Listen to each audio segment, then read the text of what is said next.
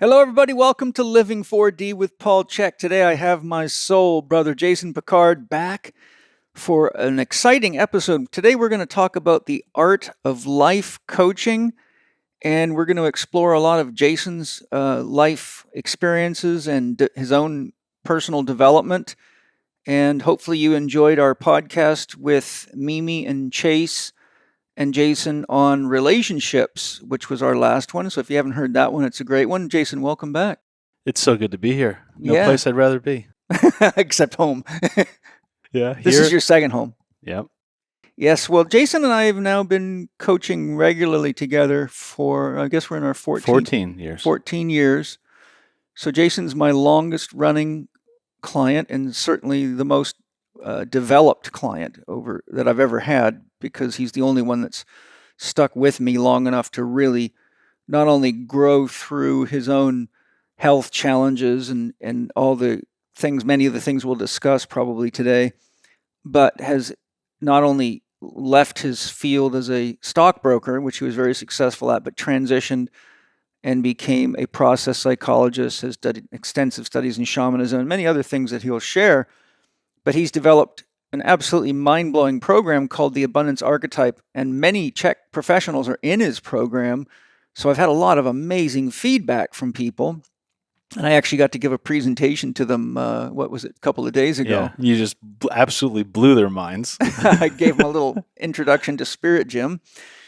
And so it was fun to share with them, and I was really impressed with the sharpness of them, be very present and very good questions. And I could see that they were real passionate about it. We went overtime. We didn't lose them. We even got the power went out on us, and we came back after the power went back on. They were still waiting for us. Yeah, they were managing themselves. They were talking to each other and working. It was fantastic. So that's the kind of students we're always looking for. So Jason, to begin, you've worked with many different kinds of coaches in your life, and you have now done quite extensive work in shamanism, process psychology. You studied my holistic lifestyle coaching program. I trained you privately in the Chek Life Process Alchemy system, and you've done much more than that. Can you share an overview of the different types of coaching experiences you've had and share some of your most important learning experiences with other coaches that you've worked with? Yeah. Well, I'd love to just start with you. I mean, when I had met you, I thought I had known a lot about life, right? I mean, I was pretty successful on Wall Street. I had made millions of dollars, and I went to these credible universities and credible business programs and all these things, but I didn't know anything about the basics. I didn't know how to manage myself. I didn't know how to eat. I was 330 pounds. I didn't know how to move in the gym. I didn't know how to make love or do art or have fun or sleep right or meditate. So honestly, one of the most important things was meeting you, who didn't even have a high school diploma. No. Yet you taught me more than I learned at the top university in the country. Yeah. More or less, So trench knowledge. It was really important, and I think the basic tenet of all of the teachers that I've been with is somebody who's going to teach you the foundations of life, the foundations of what it means to live, and recognizing that you yourself have all of these abilities. It's just about uncovering them. You came to me in a state of financial abundance, but really had sort of a painful deficit in other key areas of your life. Yeah.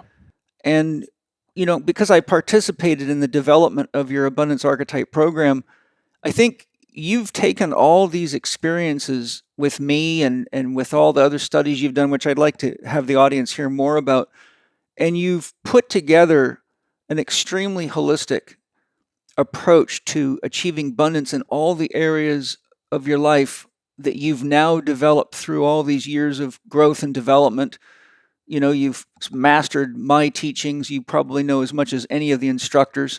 My point is, when a person comes into your Abundance Archetype program, they're actually getting the same foundation I gave you so that they can develop abundance in all the key areas of their life, so that they don't end up rich, but spending all their money because they're unhealthy all the time, or they got a disease, or, having this crisis and that crisis because their life is so out of balance. So I think that's a a really important gift that you've brought to the world as a product of your own process. It really is. I mean, all of our past experiences, all of our troubles, my obesity, my stresses of being on Wall Street and pushing them away and going into shamanism and some of these more esoteric teachings, all of that combined is what I bring to the table. I mean, really it's about bringing all parts of ourselves, even the parts that we don't want to look at, even our past troubles and struggles and how we overcame them, to the table. And that's what really makes us the most effective coach. That's the wounded healer.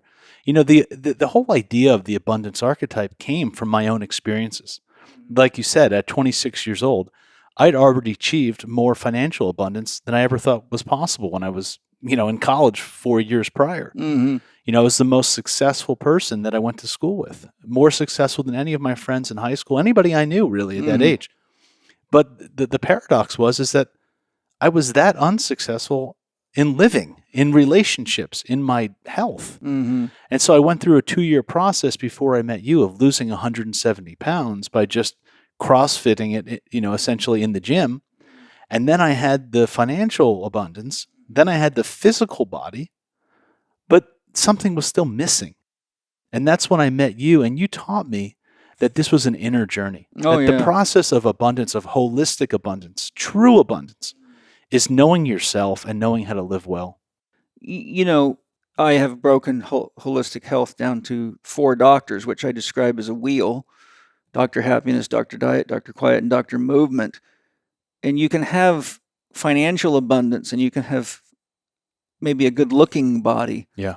But if you don't have that integration of happy making, effective movement, individualized and conscious eating, and rest and introspection with a dream, goal, or objective bigger than the inertia of life, something that inspires you to rise above the gravity of society and, the habits of the world and the stories of the world, then you can look good, have money, but feel bad and not sleep well and have a poor sex life and eat yourself into all sorts of health challenges. Even because I've met many fit, sick people that look good on the outside, but on the inside they got all sorts of problems. The reality is all of these things are so interrelated. Yes, I had a client who came to me who had erectile dysfunction.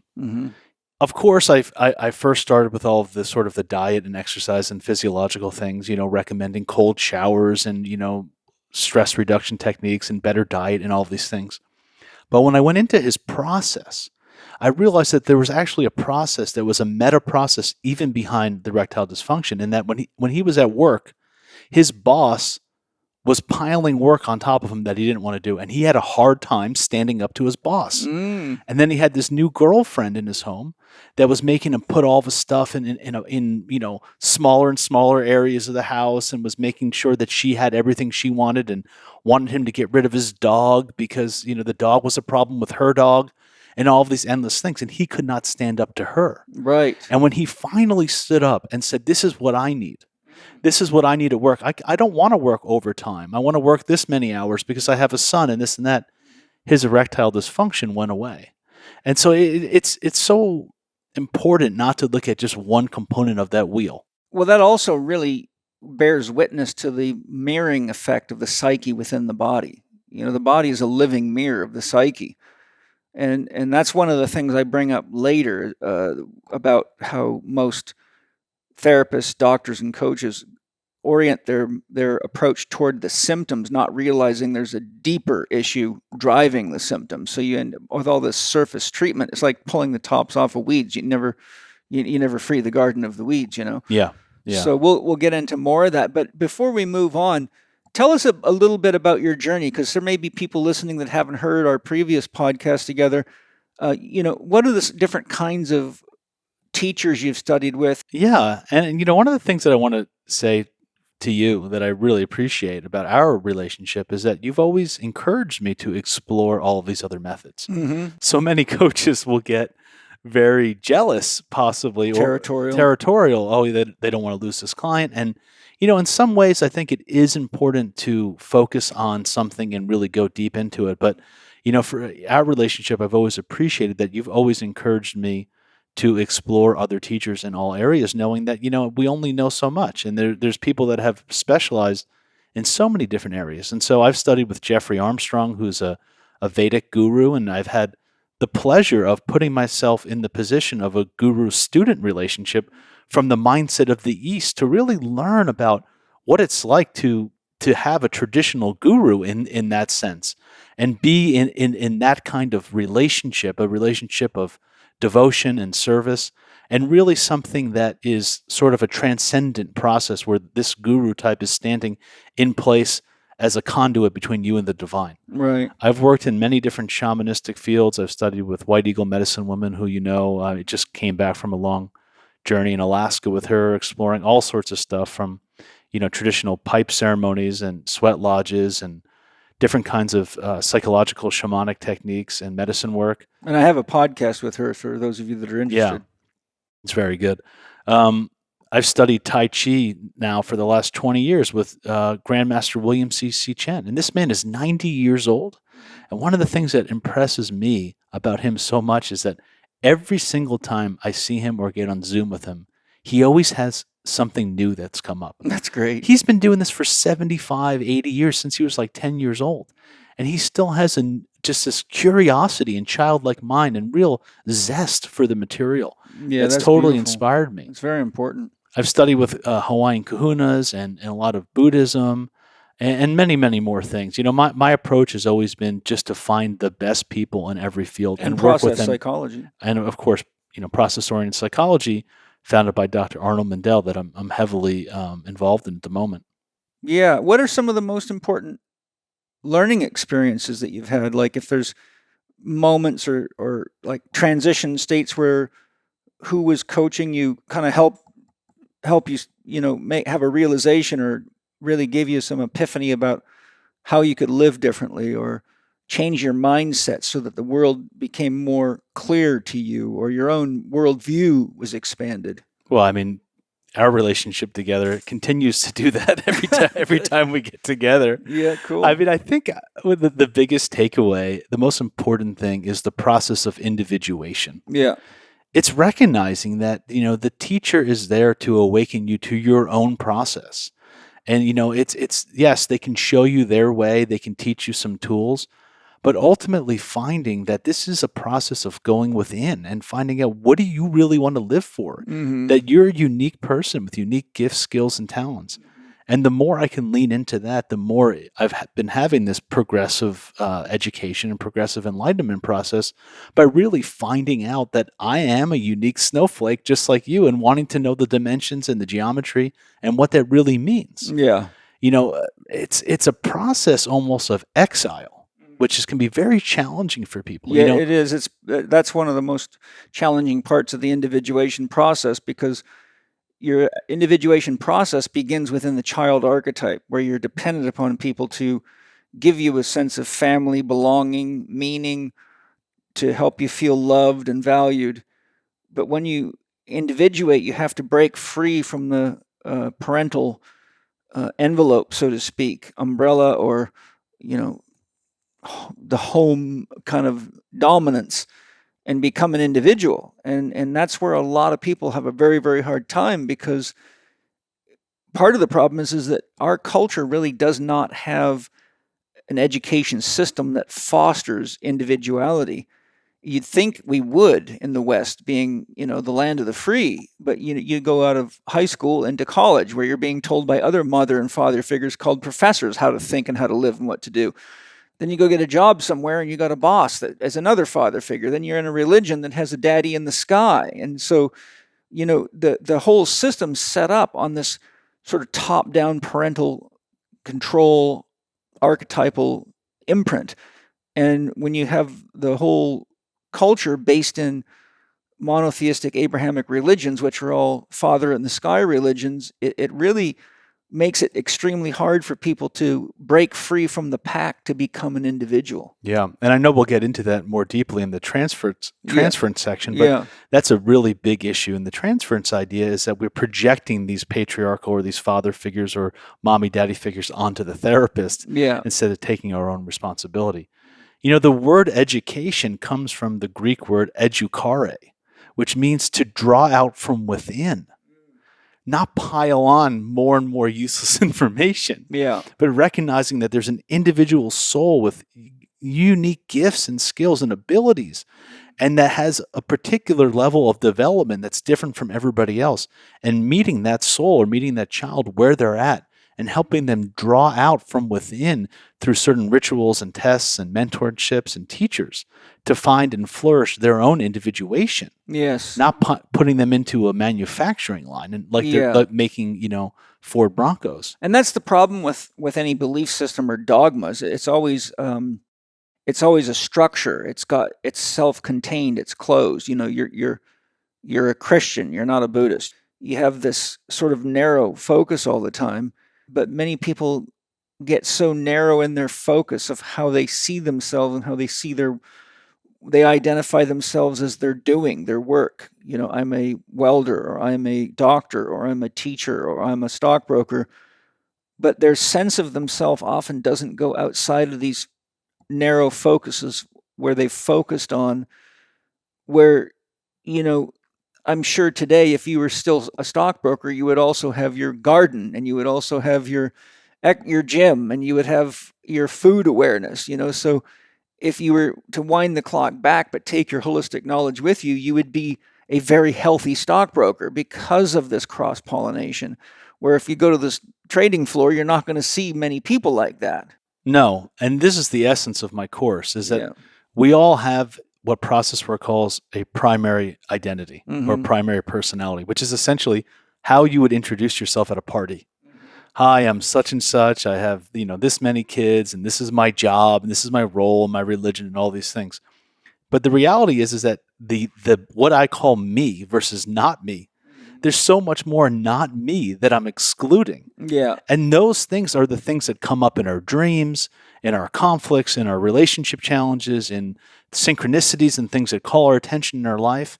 And really, when we can go over the edge of the primary into the secondary and step into the unknown and really call on those skills and talents and bring them in, we become so much more great at everything because we're calling on more parts of ourselves. Me as the trader, when I was trading, there was this whole secondary part of me, the healer, me, the musician or the artist. And when I could start to call on those secondary things, it actually made me a better trader because now I'm accessing my intuition and I'm eating more healthy and I'm inspiring other people in the firm to do the same thing and I'm meditating and I'm acquiring all these skills, but I'm transcending and including. Yes. And when I left the business, I said, I don't want to be a Wall Street guy anymore. I don't even want to think about that.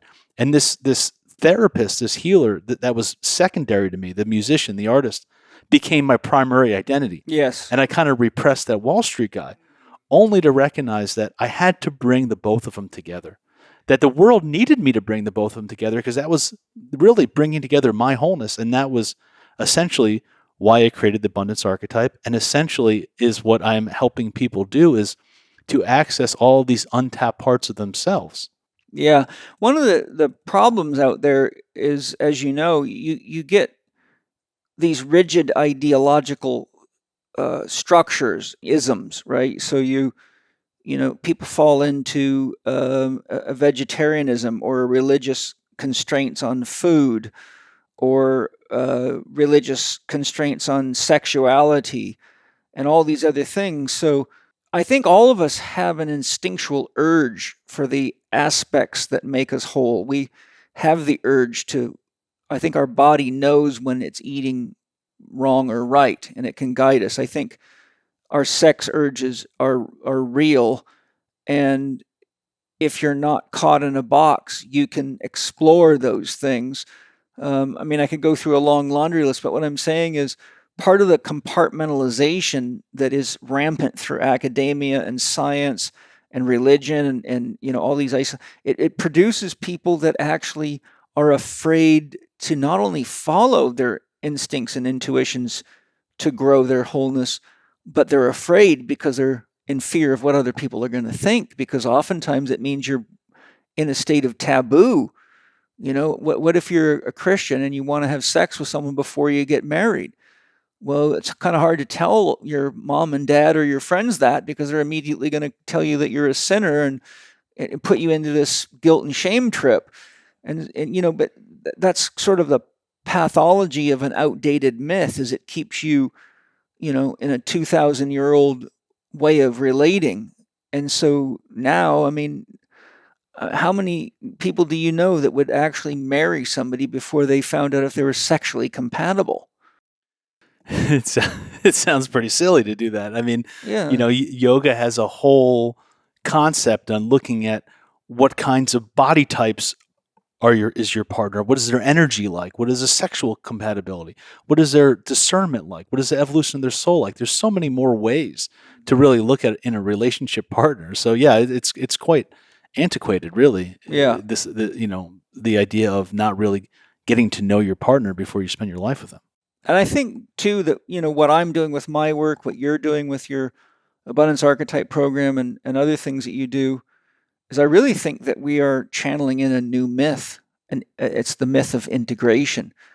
And in Gebser's model of consciousness structures, it goes archaic, magic, mythic, mental, and then integral. And we're coming into the integral stage of conscious development at this time. And in that stage of development, he describes it as diaphanous, as a seeing through, where all streams of time meet in sort of a nexus, almost like a singularity. And the way he describes it, it can be quite crazy making for people that aren't ready for it. But it's almost like right now you see, at any given moment, you could have access to so many streams of information on the internet, on your phone, on television, on cable television, on the radio. The news, the print, there's like people are so overwhelmed with the windows into everybody else's life right now. We actually have, in a lot of ways, an incredible amount of abundance that we don't recognize. If you go to a shopping mall, you have access to more material in that shopping mall than the king of Egypt did in his whole life. 3,000 years ago. Yeah. Right. Yeah. Like we have so much stuff now. Yeah. But this idea of the abundance archetype is really, to me, kind of like a back to the future, because one of the 99 names of God in the Quran and the Islamic faith, and even in biogeometry, they have these different kind of archetypes of the divine. Mm-hmm. One of them is abundance. Well, good. Well, God is abundance. That's for sure. Well, that's the thing. It's like, nature is naturally abundant. Mm-hmm. When you look at what happened in COVID, when we were locked in our home for a period of time, some longer than others, nature started just completely rehabbing itself. And like wolves started coming back, and dolphins, and like the air in Beijing was like clean for the first time ever. And all of these things, like nature is naturally abundant. The problem is that we are not in harmony with it. Yes. And the whole idea of my course, and this is something that I learned really deeply from you, was that the whole purpose of doing rituals is to ingrain behavior that is in alignment with the natural rhythms of nature, because nature is naturally abundant. And when we align with the rising and the falling of the sun, when we move our body appropriately, when we eat with the seasons and eat out of the garden, we become naturally abundant. Hi, everybody. I'm sure you've heard me bragging about Paleo Valley over the years of listening to my podcast, and there's a very good reason for that. Not only do I love the genius of Autumn Smith, a holistic nutritionist, but her products are phenomenally good. My kids love them, I love them, and we all use them every day. My students love them, my clients love them, and they are absolutely top notch. One of my kids' favorite snacks is Paleo Valley's bone broth in chocolate. They love to make their hot chocolate drink themselves simply by whisking up collagen-rich protein powder in a mug of hot water. And I'm happy to let them indulge, as I know it is packed full of great nutrition for them in the disguise of a sweet treat. Even us big kids love our sweet treats, and isn't it great when we can enjoy something that not only tastes great, but is truly great for us? Paleo Valley's 100% grass-fed bone broth protein is the only of its kind made from truly grass-fed cows raised on pesticide-free grass pastures. It's made from bones, not hides, slowly simmered to extract the proteins and nutrients. Gluten-free, Grain-free, soy-free, and dairy-free, the chocolate mix includes organic coconut milk powder, organic cacao bean, organic monk fruit that makes a sweet, creamy, delicious drink that my kids, family, and friends just can't get enough of. You can also add to smoothies, use it in baking, or mix it with your coffee for a healthy mocha treat. Paleo Valley's bone broth protein is also available in vanilla and unflavored. To try Paleo Valley's excellent bone broth protein and save 15% on your purchase, go to paleovalley.com/lowercase chek 15. No promo is required. That's PALEOVALLEY.com/chek 15 to get your 15% discount as a Living 4D listener. No promo code is required, and I promise you, not only will you love this stuff, your kids will love it. You can giggle and laugh because they think they're getting a sweet dessert right before bed, but they will love it and sleep great. And boy, do we parents love it when our kids sleep great. Enjoy Paleo Valley's amazing products. In David Bohm's writings, he said something that I found quite profound. He said, no man can do deep thinking without healthy rhythms. It's profound. Because it takes, the mind is, very powerful. To do real deep, novel thinking and problem solving takes a lot of energy. And so if you don't have healthy rhythms, you don't have the foundation. And this is why so many great scientists and thinkers literally thought themselves into a state of disease and death. It's so true. And this is one of the biggest things in my course is this concept of the separation and the return. Yes. If you don't have a healthy rhythm between working your butt off and then resting, or having ordinary states of consciousness and then non-ordinary or altered states of consciousness, you don't have the ability to have those new insights. Yes. You need a rhythm between, working and sleeping and moving and resting and working and playing and being with your family and being away from your family and all of these kinds of ebbs and flows. Yeah. You need fluidity between all of those things. And when you do that, you can really have those moments of genius. If you take a problem and call it a box, you can't really solve a problem from inside the box. The box is also a metaphor for a life that's too rigid and too non-holistic. Like some people can never shut their work off, right? So what happens is you cannot get out of the box. So you can't get eagle vision. Right. You can't sublimate and rise above and see the big picture because you're like someone who's got their nose pressed up against a television screen and they can't get the plot of the movie because all they see is dots.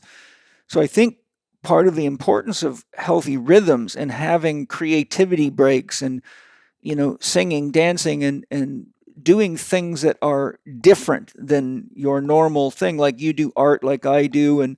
But when you go into the world of art, you learn different ways to look at things. When you're studying poetry, you're learning completely and utterly right brain, different ways of looking at everything. And paradoxically, reading poetry never says anything directly because me and you and 5 other people can read the same poem, and when we all say what it means to us, it can be something completely different, but yet profound to each of us. Yeah.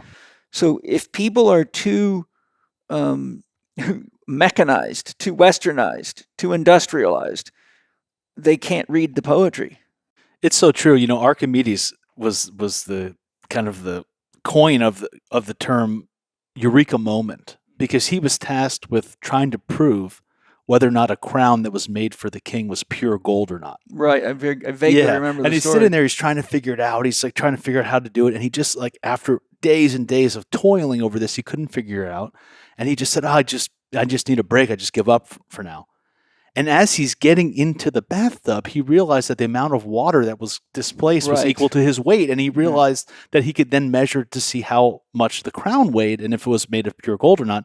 And the legend has it that he was running down the street naked towards the palace shouting, "Eureka, Eureka, Eureka," which means like a flash of insight. Yes. But we all know this because so many of us have had these moments of insight when we're in the shower or when we're driving or exercising or on vacation. But, in my course, what I say is, what if we could just create systematic habits of cultivating that daily, right? What if you just take, you need to step away from a problem at work and you think about the problem, and then you go out for a walk in nature and you look for something that catches your eye and you see how that object might be some kind of clue to solve that problem. And I think also, having read a number of, probably all of Mendel's books, and various other shamanic books, but the concept of our second attention. Yeah. I think as you start living and learning to think and breathe and be holistic, there's less of a barrier between your primary and secondary attention. So somebody like you can be, running a chainsaw to build a fence around your property, or doing something where you have to have specific, or even coaching a client. But in your second attention, there's messages being given. It could be, something unusual, like all of a sudden 3 vultures are circling over your head.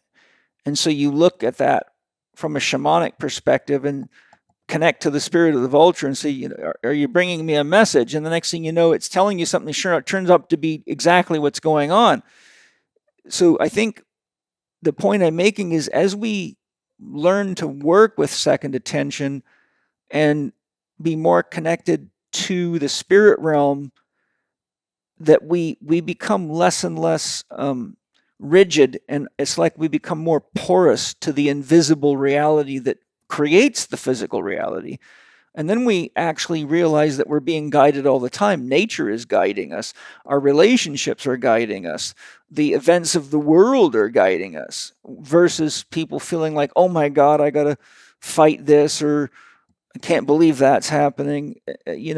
Somehow everything that's happening involves us. This is such an important thing you're saying. I mean, you're getting me really excited, actually, because this is maybe the essence of what separates a coach from a great teacher or a great coach, is this ability to use your second attention. Yeah.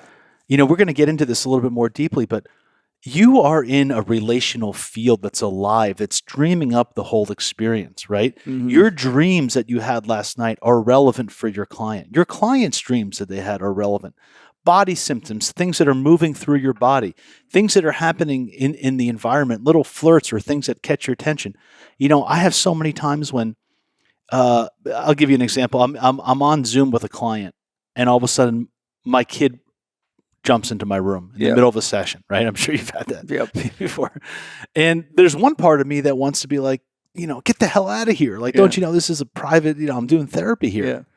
But when I use my second attention, I can look at that as that's a teaching gift, that there needs to be some more childlike nature. Energy, yeah. Maybe this person needs to play more. Maybe I need to look at some kind of childhood trauma. Yes. Maybe I need to pay attention to some childlike spontaneity in me. Yeah. In that way, it's almost like a keto, where every single thing in your environment, everything that's happening with your first attention, where you're paying attention to, what are the facts and more observable things, but then all of these secondary things provide so much more information. And in fact, Mendel says that 80% of people walk around with what he calls a mild chronic depression, flatland. I don't doubt it. And he says that the number one cause of that in his mind is basically not being connected to your second attention, or not being connected to the dreamlike nature of life. Yeah, I think that's super important. My observation of doctors, therapists, psychologists, trainers, strength coaches, and life coaches is that they often have a fairly narrow range of expertise and lack the holistic wisdom needed to meet the complexities of coaching human beings. It is very common for a client's symptoms to become the basis for therapy and coaching, while overlooking the fact that the symptoms are frequently secondary to the actual problem, what the actual problem or challenge is. Can you share some thoughts in this regard? Yes, for sure. And this is, Chek 101, 201, 301 here. Yeah. I mean, the reality is that probably 80% of the problems that people come into in a therapeutic session could probably be fixed with the 4 doctors. That's true. I mean, honestly, proper diet and in the do no harm and start with the basics. Yes. It's the most incredible place to start. Yeah. How are you sleeping? If you don't think that's going to cause problems, mental, emotionally, you're crazy. What are you eating? Yeah. Are you eating processed junk food and sugars and all this crap that's affecting your whole body? Inflaming the hell out of you. How much are you moving? And do you have any joy and authentic play and love in your life? And do you have, and so, first off, most people, forget doctors, forget most psychologists. Maybe in shamanism they may brush on that. In yoga they certainly talk about diet, but the reality is your system is probably the only thing that I've seen that really starts with the basic fundamentals, which is it's no sense in trying to look at these higher level issues before you get the 4 doctors in place, because they'll most likely eradicate most of your problems. And then if something's still there, then you have an opportunity to know that it's not, one of the basic tenets, and you go deeper. But the reality is to me, and I want to just kind of highlight what you're saying, is that the symptoms are always pointing to something else. Yes.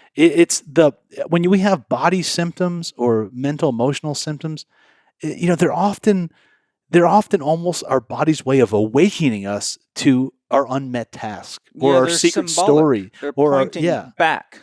They're pointing back to something else. Yeah. They're pointing back to we often kind of want to marginalize, or we get victimized by these things, but they're really our allies to awaken us to the deeper processes moving through us. That's why I call him the pain teacher. It really is a teacher.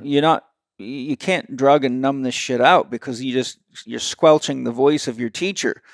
It would be like if our bodies didn't feel pain and we went to the gym, we could just destroy our spine and all sorts of injuries could happen. And next time you go to try to lift weights, nothing works anymore because you've blown a disc out or you got a nerve root being pinched.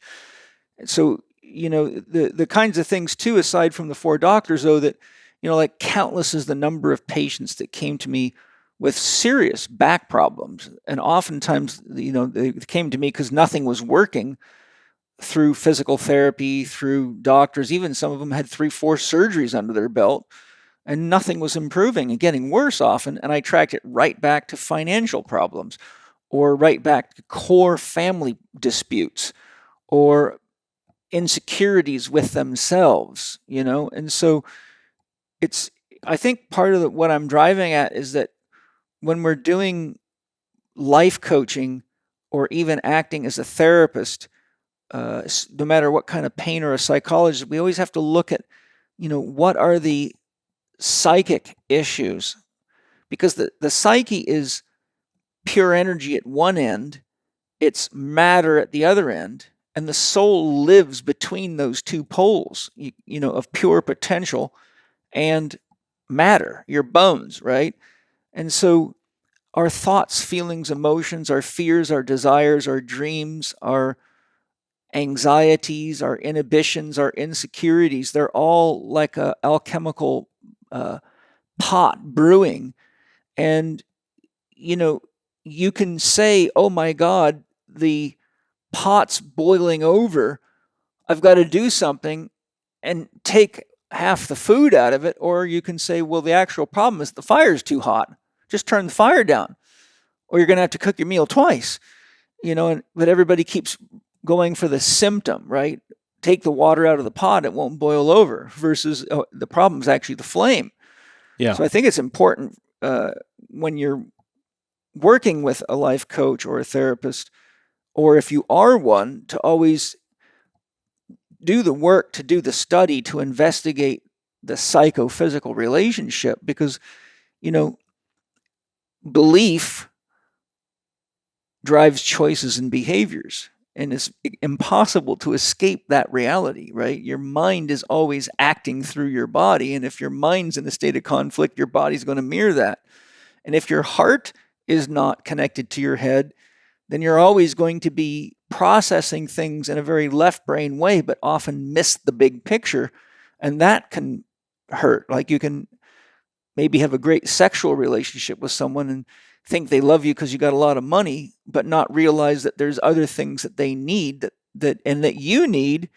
And then you can't figure out why this person you were in love with a year later, you're having a hard time with them, because you're only looking at it from such a narrow perspective. It really gets back to, what you call the dream line, or what process work calls your own personal life myth. Yes. It's really understanding, why are you here? What's your purpose in life? Who are you really? Where did you come from? Where are you going? Yeah. How do you live your life well? What's your secret story or your unmet tasks, right? Yes, yeah. And so, it really, I want to get back to that exile for a moment, because all of the really profound old spiritual or religious teachings all have periods of exile for the person seeking enlightenment, right? Yes. Arjuna and his brothers had to go into exile for 13 years into the forest. Well, that's a long time. And interestingly, in the last year, they had to take a completely different identity, because if somebody was able to discover who they were, they had to do another 13. Whoa. So they had to completely change who they were and take on new roles and disguises. That's a really important metaphor. Really losing that identity before you can come back. Buddha had to leave. Jesus is in the desert and all of these different stories. And so, this process is painful, because when we leave kind of the known world, which we'll get into in the hero's journey, this process of exile can be difficult. Mm-hmm. And that is exactly why your Chek tribe and my abundance archetype community is so essential, to have people to go through it with. Well, yeah, to have the support. Go into exile with, meaning you can be in exile with people that are in the same also process. Going through that. Yeah. And so you have support to go through your own personal individuation. Yeah, so you have this beautiful marriage. On one side of the coin is your individual pursuit, but on the other side of the coin is the people that are in pursuit of wholeness and spiritual growth with you. So you get the support of others, but that doesn't have to contaminate your own personal process, which is a lot different than going to a church or being part of a group that has a rigid structure, like being in the military, for example. It doesn't matter who you are. You're doing the same shit every day. That's the only way they can control you.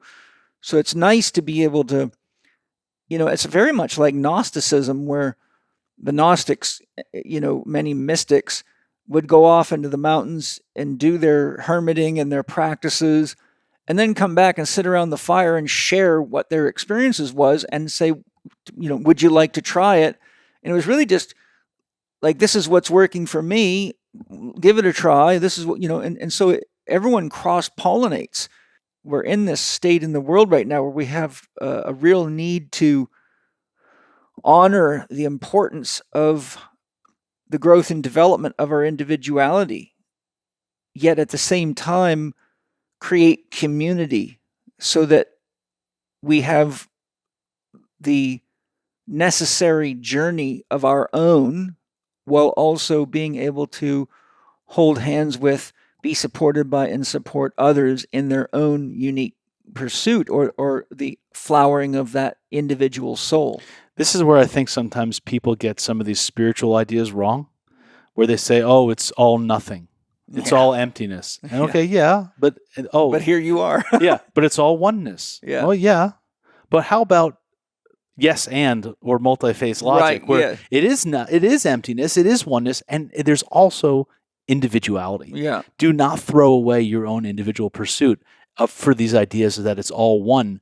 Yet, yes, we come from the same place. In essence, we're the same. And in essence, it is no thing. Yeah. But at the same time, we are individuals, and we are here, and it's very important to express that to the fullest. And that is the unity, the oneness in the individual, right? We are a microcosm of the macrocosm. So just as there is the one universe, if you want to use that concept, there is the one of us, because there is no other of us. So paradoxically, we have the oneness in us. We have the duality in us that makes mind and allows love and relationship. We have the Trinity in us that allows dreaming, and we have the quaternity in us that allows manifestation. That's really a good meditation. We are the one. Yes. On many levels. We are the one, we are the two, we are the three, we are the four, and we're a lot more. Yeah. And so the myriad of things. Yeah, the Lao Tzu says, from the one comes the two, two comes the three, from three comes the 10,000 things, right? And that's really true. What are some of the key features that make a good life coach, and what tips can you share for choosing the right one for an individual's needs? We've already talked a little bit about this, but one of the things that I would say to add to that is finding the person who's asked the most questions. Yeah, that's important. Seek the most intelligent answers, right? I mean, this way that you were talking about the Gnostics sitting around the fire, it's this meta skill. It's this attitude to life that if you have a better way, I will become your student. Yeah, that's always been my philosophy. That's what you want to be with. Yes. You don't want to be with somebody who has a belief system or who's stuck to their own way. It's, when I come in here and I see you, 3:30 in the morning, waking me up. Yeah, sorry. With the coffee machine. Yeah. Which I enjoy because I know how hard you're working, and it's very, very inspiring to me. But I see you with your notes and your questioning and just the conversations we're having on a daily basis. It's like Master Chen, my Tai Chi master at 90 years old, still asking deeper and deeper and deeper questions. And that's really what's about. You want to be with somebody who's a seeker, who knows that they don't know everything. Yeah. Who knows that there's so much more out there, that there's many different things to learn, and who will say and will bow down to you if you say, wow, you found a better way, you found a better philosophy, you become my teacher. Yes. That's the kind of teacher that I look for.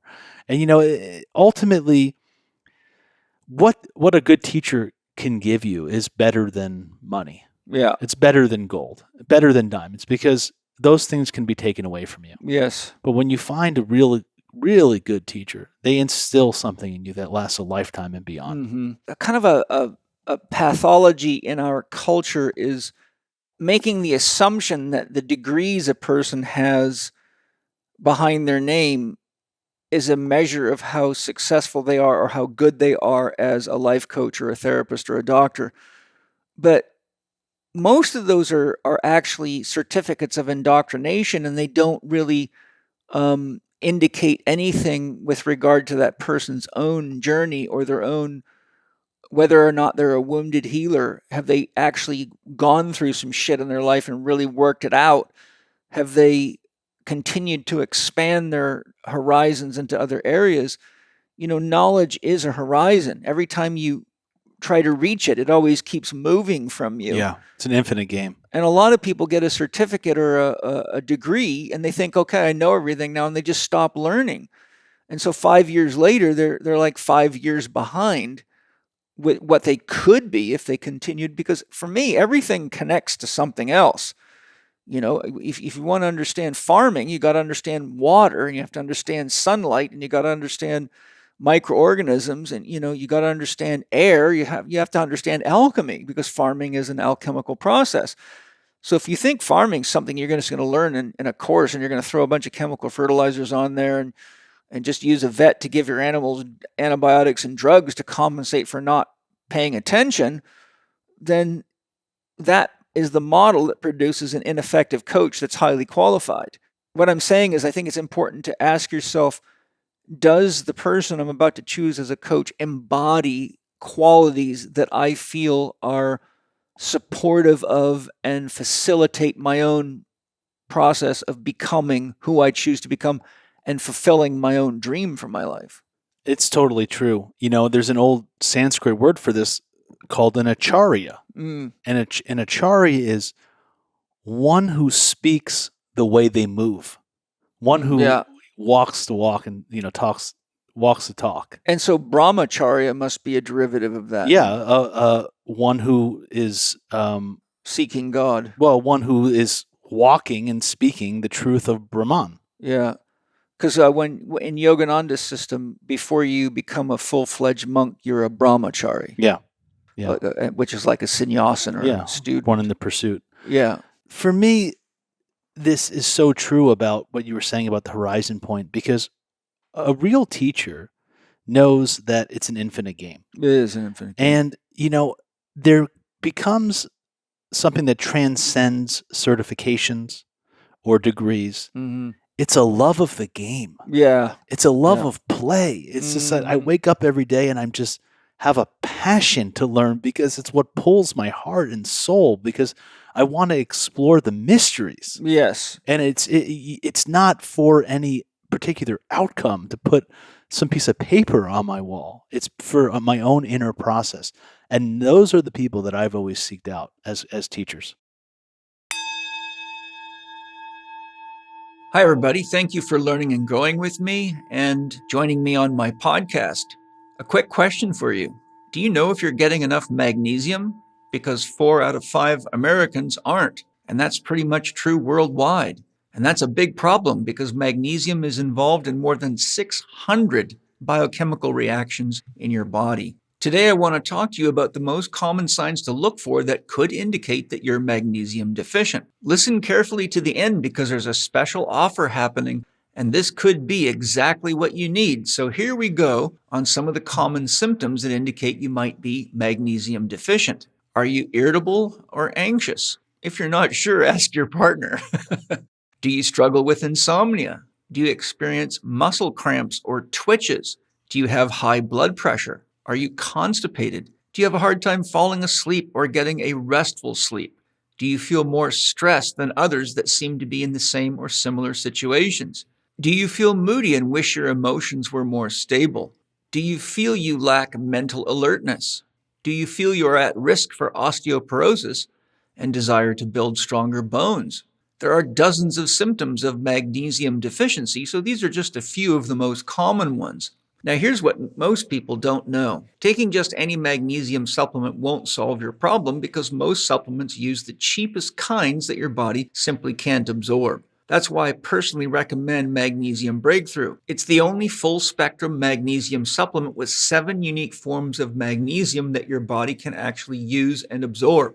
All Bioptimizer supplements are the best of the options available, or I wouldn't be offering them to you. I don't offer anything on my podcast that my family and I don't use ourselves. Bioptimizers is so committed to offering you the best quality products that really work that if you are not satisfied, you can get a full refund, no questions asked. In fact, they are so confident they offer a 365-day money-back guarantee. That's bioptimizers.com/living4D. Use the promo code PAUL10 to get your discount. And by the way, in addition to the discount you get by using the promo code PAUL10, you can get gifts with your purchase, up to 2 travel-sized bottles of Magnesium Breakthrough. Act fast. This is a limited time offer, so go to bioptimizers.com/living4D and use the promo code PAUL10 for your 10% discount. Enjoy. I see a lot of the issues of anxiety and particularly depression as the byproduct of being unaware of, negating, avoiding, or being too lazy to continue to expand one's horizons. Because if one's not exploring new things, then there's nothing exciting in your life. You are in flatland. You know, like you said, your art enhances your work. Your biogeometry enhances your work. Your relationship with your wife and your kids enhances your work. Being in your garden and working with stones and doing all the different building, it always is bringing you into contact with a new way of relating. And when you're in these new ways of relating, you see how the often invisible connections between God. What's the difference between going to work every day with my gardening and with my biogeometry and my art and my music and my prayers and my chants, and going without them? And when you live that way, when you have this fullness of diversity, it's just like nature has to have the diversity to survive. When you have diversity, you can't be bored, because even if you're doing a mundane job like, saying, tax accounting, if you're working on a painting at home, then you're going to work and you're doing what you do to make a living, and maybe you love it, but it's kind of mundane. But you're thinking all day long, wow, I got to go fix that nose on my painting, or get that bird to look just right, or how am I going to make these stars shine? There's always a pursuit of something. So there's this kind of childlike wonder, I find. The funny part too is that what we call these invisible connections, they actually can be so practical in creating more abundance for us, even at work. Yeah. Like, think about the influence of the moon cycles that we call invisible. Yeah. It's common knowledge for anybody who studies the data that the moon cycles affect the stock markets. Yeah. That the stock market moves historically in Fibonacci sequences. Wow, that's cool. With 2/3, 66% retracements and various thirds that it moves in the Fibonacci sequence. Mm-hmm. Everything does. Right. I mean, the reality is that the planets and the stars and the sun and all these things are moving through us all the time. And when we awaken to the fact that what we think is 99% known and 1% unknown is really more 1% known and 99% unknown. And we start to connect to these invisible things and begin to connect those dots in our life, which is probably what we call synchronicities. Yeah. Then we can awaken to our full potential and bring it into our work and our life in a way that creates more abundance. And synchronicities are often very profound experiences. It's almost as though you encounter the mind of God. Like there's been so many synchronicities in my life, and being here, it was a series of synchronicities that led us to this property. To give you an example, you know the story, but for the listeners, I'll share it. I go into meditation each year at the beginning of the year to paint my yearly mandala to be my symbolic guide and anchor for the year. And we had been looking for a house we'd looked for 5 years before we found this place. So this is probably about the fourth year. Well, actually, it was the beginning of the year we found the house. And so the girls 3 months later were out looking for a house, and they came across the house we're in now. And when they pulled up to the gate, they looked up and saw the big mandala of sun face, which is exactly what I'd painted in my mandala. And they both went, "Oh my God, that's what Paul painted. This must be our home." So they immediately called me and sent me a picture by text and said, "Look at this." And oh my God, that's my mandala. So then I started saying to them, I've been having visions of what my soul says would be our new house. So I started describing, because I came here and remote viewed the place. So I said, well, does it, when you drive in, is it a metal gate? Do you drive past a pond? Yes. Do you drive up a hill to get to the parking lot in front of the house? Yes. When you walk in the door, is it very high ceilings with like Mediterranean style wood fans? Yes. When you walk through the house to the back, is there a swimming pool? Yes. When you go to the edge of the swimming pool, does it look like you're looking down a steep embankment? Yes. Well, I just kept going. They said, well, Paul, you're describing exactly this house. And so you see the synchronicity of the gate matching my mandala. But I'd also gone into meditation with Angie, and we drew a map without even, this is 5 years before we found the place. When we moved in, we were going through drawers, putting stuff in, and we found a map of the property. And on my map that I drew 5 years before to be my map to call the home in and send my message to Great Spirit, I had identified 3 places on the land where my soul told me we would find water if we had to drill for water. Well, this map that we found not only was an almost perfect match of the map that I had made by hand, but it had the water symbols in exactly the 3 places. So when you have these synchronicities, you actually start to realize that our second attention, our intuitive access, our shamanic wisdom is actually guiding us all the time if we just engage it. And the more you engage it, the more you feel safe in the world, because you never feel alone. You realize the whole universe is participating. This is why our friend Laurel Erica says a coincidence is a co-inside dance. Yes, that's beautiful. And so this is a really back to the art of life coaching and therapy, is that you want to be with somebody who understands that we're living in an intelligent universe. Totally. I mean, let's just start with that. Yeah. So many people just think we live in this mechanical Newtonian world, but we walk into these amazing art galleries and we look up and we don't think that there weren't departments of the business that organized, and there wasn't an artist and a creator and a curator and a human resources department and a receptionist and all of the people that built the building. But we look at it, the most amazing art gallery there is, which is our earth. Yes. And our life and our body. Yeah. And we don't think that that's intelligent. Yeah, I know. We put satellites up in the sky that don't even move with the precision that our Earth, Sun, and Moon do, orbiting each other in 25,900 year cycles down to the second. Yeah. I mean, it's so intelligent. Yeah. Our dreams are so intelligent. Our bodies are so wickedly intelligent that is absolutely essential component to good life coaching is being with somebody that can recognize that and help you recognize that in yourself.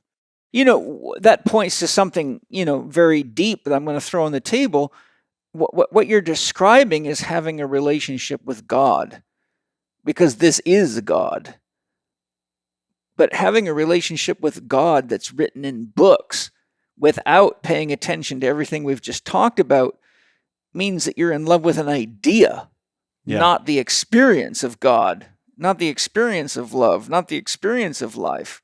That's why the Tao Te Ching says the Tao is older than God. Yes, it is. The idea of God. God, right, yeah. The God, the source of it all comes before there's even somebody who can speak the word God. Yes, and silence is the basis of sound, and it's eternal. So it's all of these things are very, very important. I think, and I think today, because there's so much life crisis throughout humanity, that having a real skilled life coach can open you to so much more of the support that surrounds us all the time, but we're often just completely oblivious to. Yeah. And that's really important. Yeah. Jason, one of the most common tendencies life coaching clients, patients, and everyone engaging coaches have is to project their mother and father archetypes onto the coach and relate to them as a parent figure instead of a coach. This challenge is magnified by the fact that many therapists and coaches' ego gets fed by this kind of transference, and they get the satisfaction of controlling or having power over their patient or client. Personally, I've warned many of my students and patients that turning me into your daddy ultimately leads to rejecting 4 doctors and 6 foundation principles, which is a very dangerous thing to do.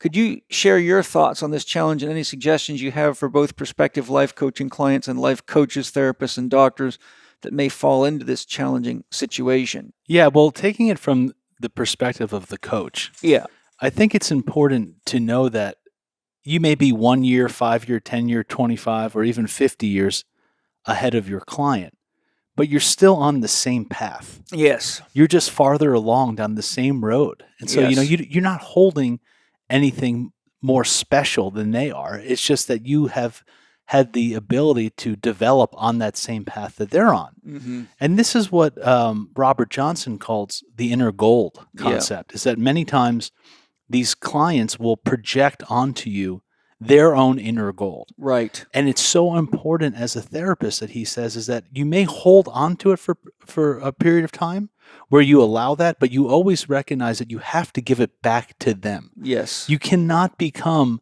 this projection of their own self-worth. Yes. It's about giving it back to them. And so most of the troubles, interestingly, with many of the clients that I work with, all come from belief systems that form between the age of conception and 10 years old. Yes. Yep. All of our ideas around love and relationships and money, God and marriage and children, mm-hmm. and how we are in the world, all of these things come back from these unconscious belief systems that began when we're, usually between 0 and 7 or 0 and 10. Yeah. And so ultimately, I think a coach has to start with that concept, is recognizing that what are the unconscious belief systems that are driving this person? And usually they come from childhood and starting mm-hmm. there. Yeah. And the projection of, parental issues is a big one.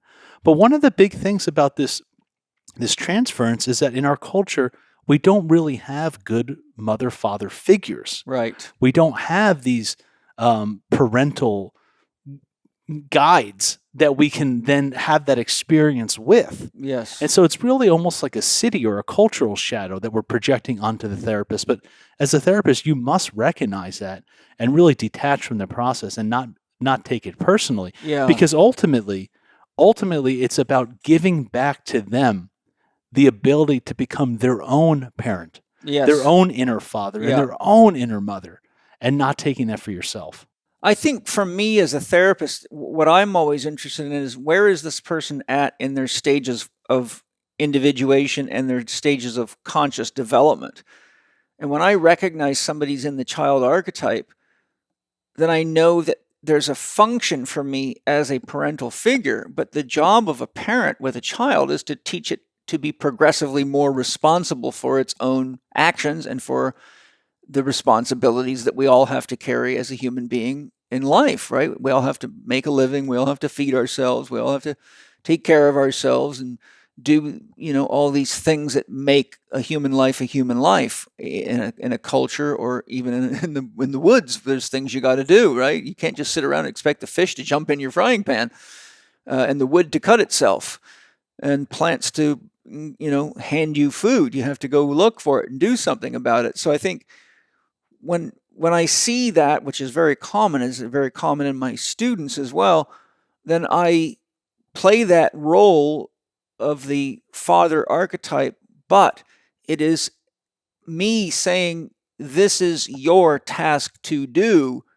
What I don't like seeing is when they keep getting medicated by the coach or the therapist. In other words, medicated like, oh, you had a bad day. Oh, well, maybe we can look at it a different way. And, it's kind of like fluffy going around the edges. Right. But for me, it's like, okay, well, you made an agreement with yourself. You stated that this was your dream.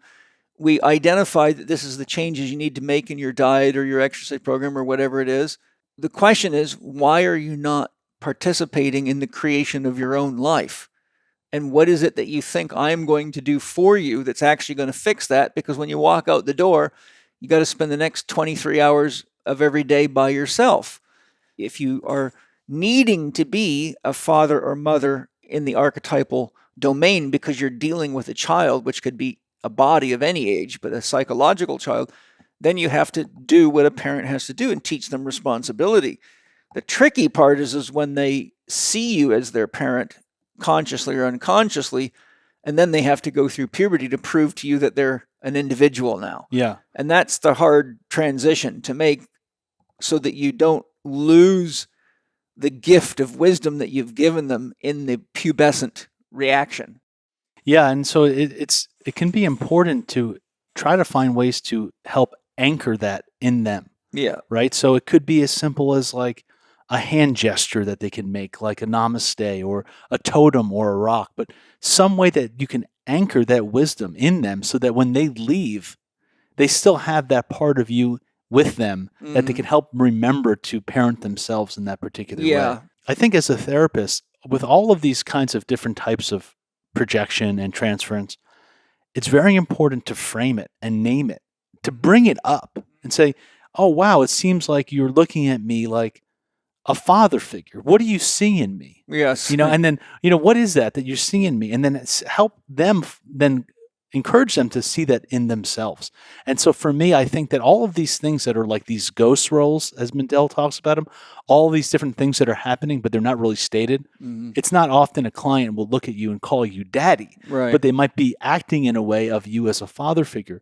Yeah. But once you can make it conscious and bring it out and role play it, like pretend that you're the father and their father and act in a particular way, or have them speak as the father and you the client and go back and forth and really explore what is the process that's been dreamt up in this session. Yes. And go deeper into the unfolding of that.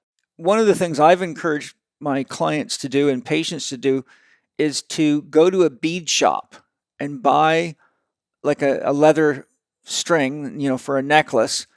And every time that you successfully accomplish a specific objective, such as I've now managed my doctor diet effectively for a month, you put a bead that represents that on your necklace.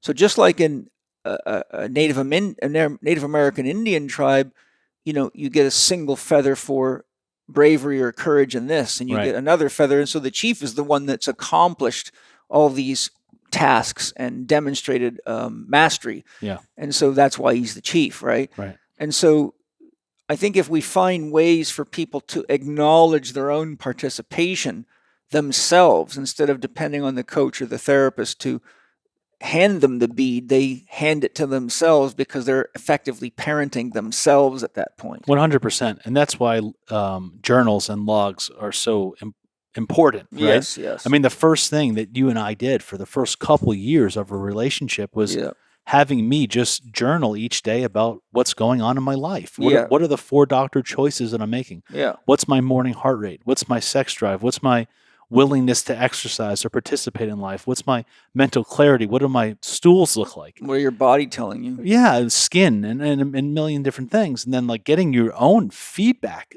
mechanism and system of evaluation so that you can become your own guide in that way. Yes. And so that's a really big, important point in engaging in the therapeutic process, is recognizing that, look, I can come see you and you can work on my knee, and I could come see you every couple of weeks, or you can go to a chiropractor, or you can go to a therapist and you can get a little bit of work done. But ultimately, the majority of the work happens as inner work. Yes. It happens on your own time. Yeah. Right? It's really about the coach or the therapist or the trainer teaching you the skills to manage your life every single day, and then come back for supervision to say, hey, how's this working? Oh, I had a little trouble with this. Oh, try this or try that. Yeah.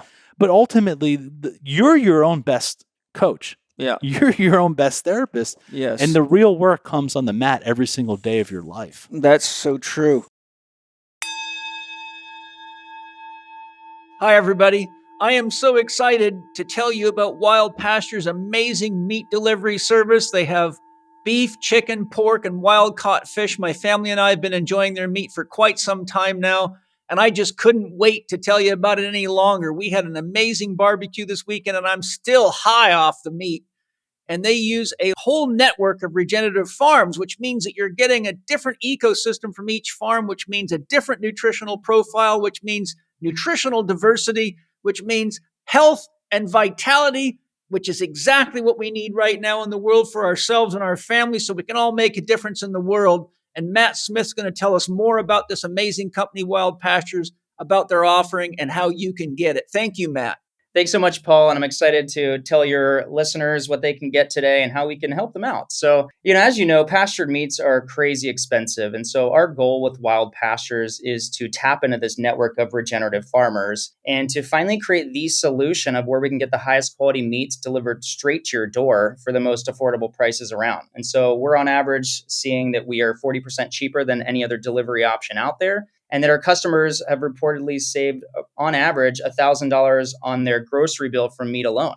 And so Wild Pastures is a regenerative meat delivery service that is solving this problem.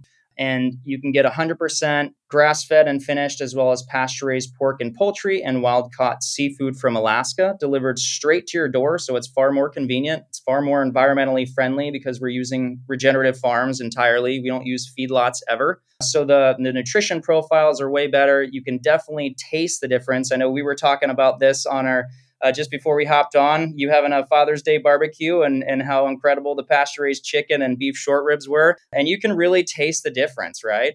I'm still high. And so our goal is to remove the roadblock from people's minds that if they want to eat healthy, it's too expensive. And so that's where Wild Pastures comes in, is we are delivering with our own fleets of trucks whenever possible. We haven't raised our meat prices in over 3 years at this point. And we're really just creating convenience for the consumer and kind of being the high tide that rises all ships. If we can opt more people into a system like this, the cost stays down for everybody. And so there is a myriad of benefits that go into that. And so today, if your listeners want to try Wild Pastures and taste the difference and experience what it's like, go to wildpastures.com/Paul Chek, or click the link in the show notes and save 20% off for life, plus get free shipping for life, plus get $15 off your first box. That's a mind-blowing deal. I can't even imagine. I mean, I've never heard of an offer like that. And, most people will hear an offer like that and think, this can't be that good. But I'm telling you, it's not only that good, it's really good. Or I would not be sharing this on my podcast. I think everybody needs to get a hold of Wild Pastures for their family, for their vitality, for their longevity, and for the future of this planet. So thank you guys very much. So Matt, just repeat the website again. Sure. Just go to wildpastures.com/Paul Chek, or visit the link in the show notes and get 20% off for life, plus free shipping for life, plus $15 off your first box so you can try it. You'll be glad you did. In Jungian psychology, the concepts of transference, which is the client transferring their story, libido, and challenges into the psyche and life of the therapist or coach, and countertransference, the digestion and metabolism of the client's challenges, and transference of the inherent qualities of the coach or therapist back to the patient are very important to understand. In my experience, the therapist or life coach has to be well-rounded, healthy, and adequately educated to be able to manage client transference without it destabilizing them, and they have to be conscious enough not to transfer their own baggage, dramas, and shadow qualities into their patient or client to the best of their ability. This kind of relationship can take a fair bit of energy if a therapist or life coach engages more people than they can make room for and balance within their life, and can have a destructive effect on them. So I'm wondering if you can share your thoughts on the concept of the transference, I come to see you as a client. I'm going to tell you my whole story. You're going to pick up on my energies. You're going to take whatever it is that's in my life into your life. And then the countertransference is, as a therapist or coach, you have to bring that inside of yourself and digest it. If you're just going to play chess with me and say, oh, you got this wrong, do that, like take this pill, then that's not really a very deep level of coaching or guidance. But then, just like, a shaman will often bring in a patient's illness to themselves, and they will digest and metabolize it and let it affect them. And through the experience of what the patient has going on, they come up with the solution of how to address that at some level, be it psychologically, be it medicinal changes, habit and lifestyle changes.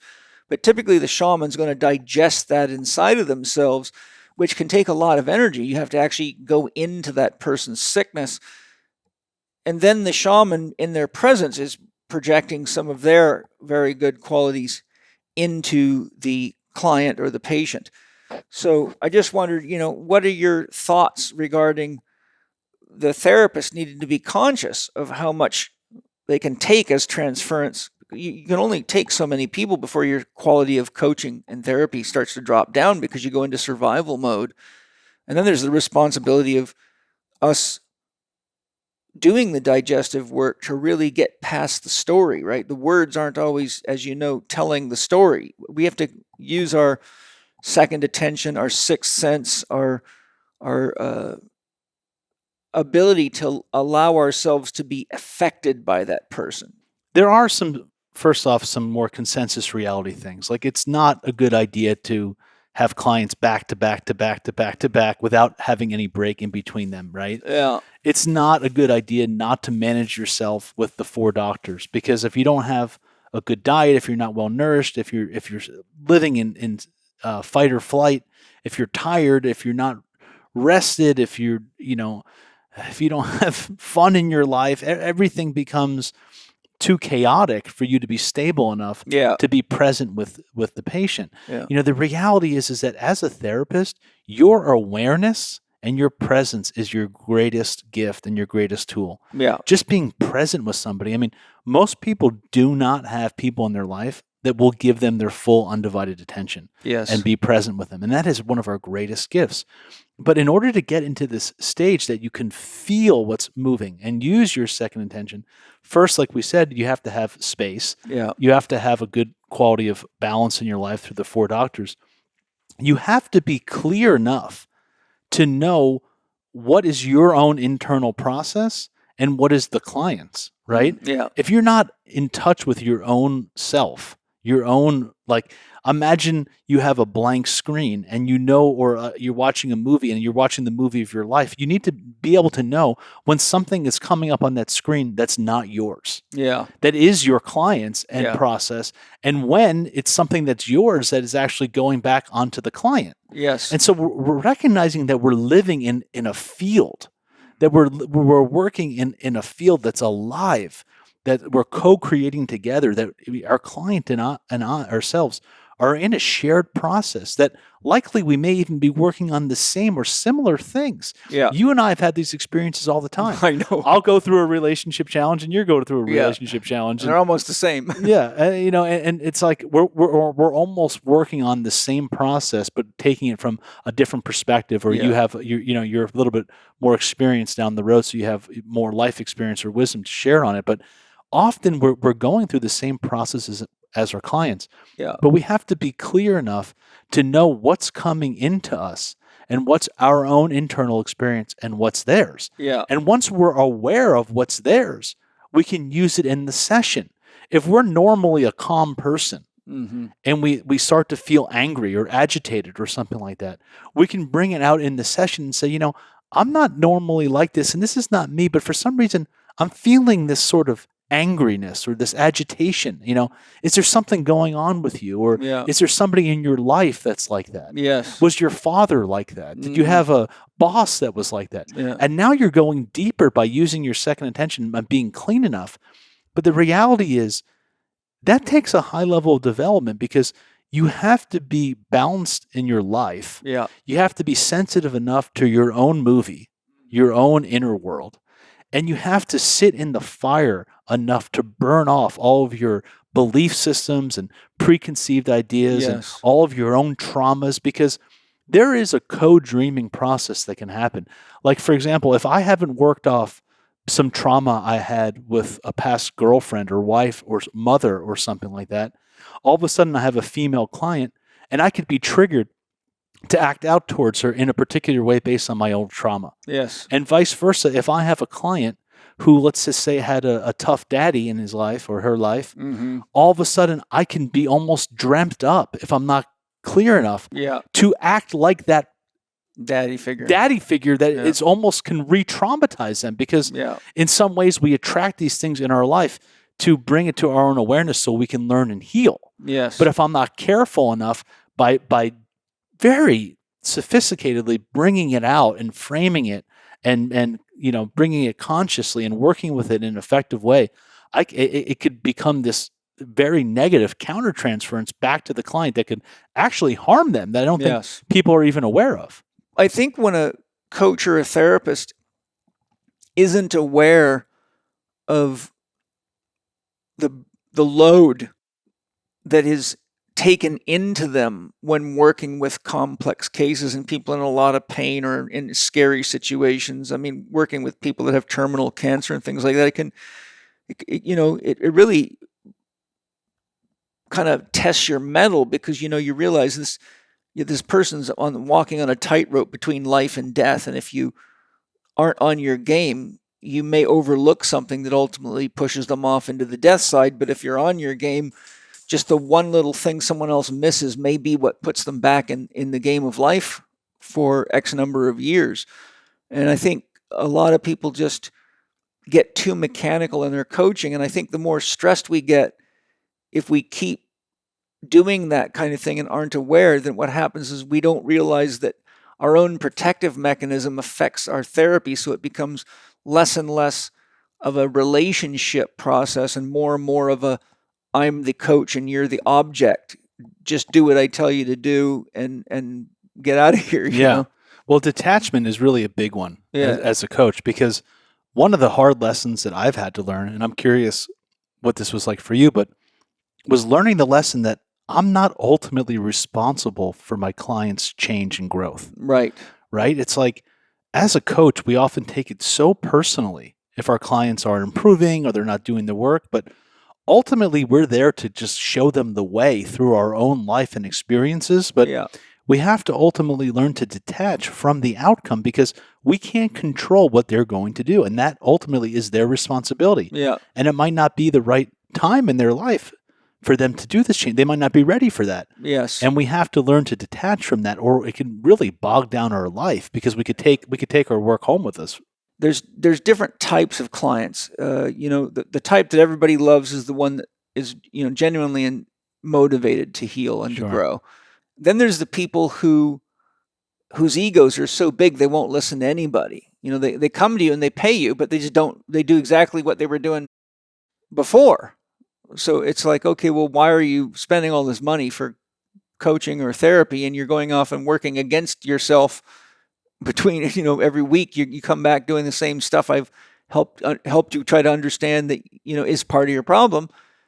And then there's also people that have developed such an identity out of their victim archetype, their saboteur, their prostitute, or their illness behavior For example, you get a lot of this in orthopedic rehabilitation where people have had back injuries for like 10 years.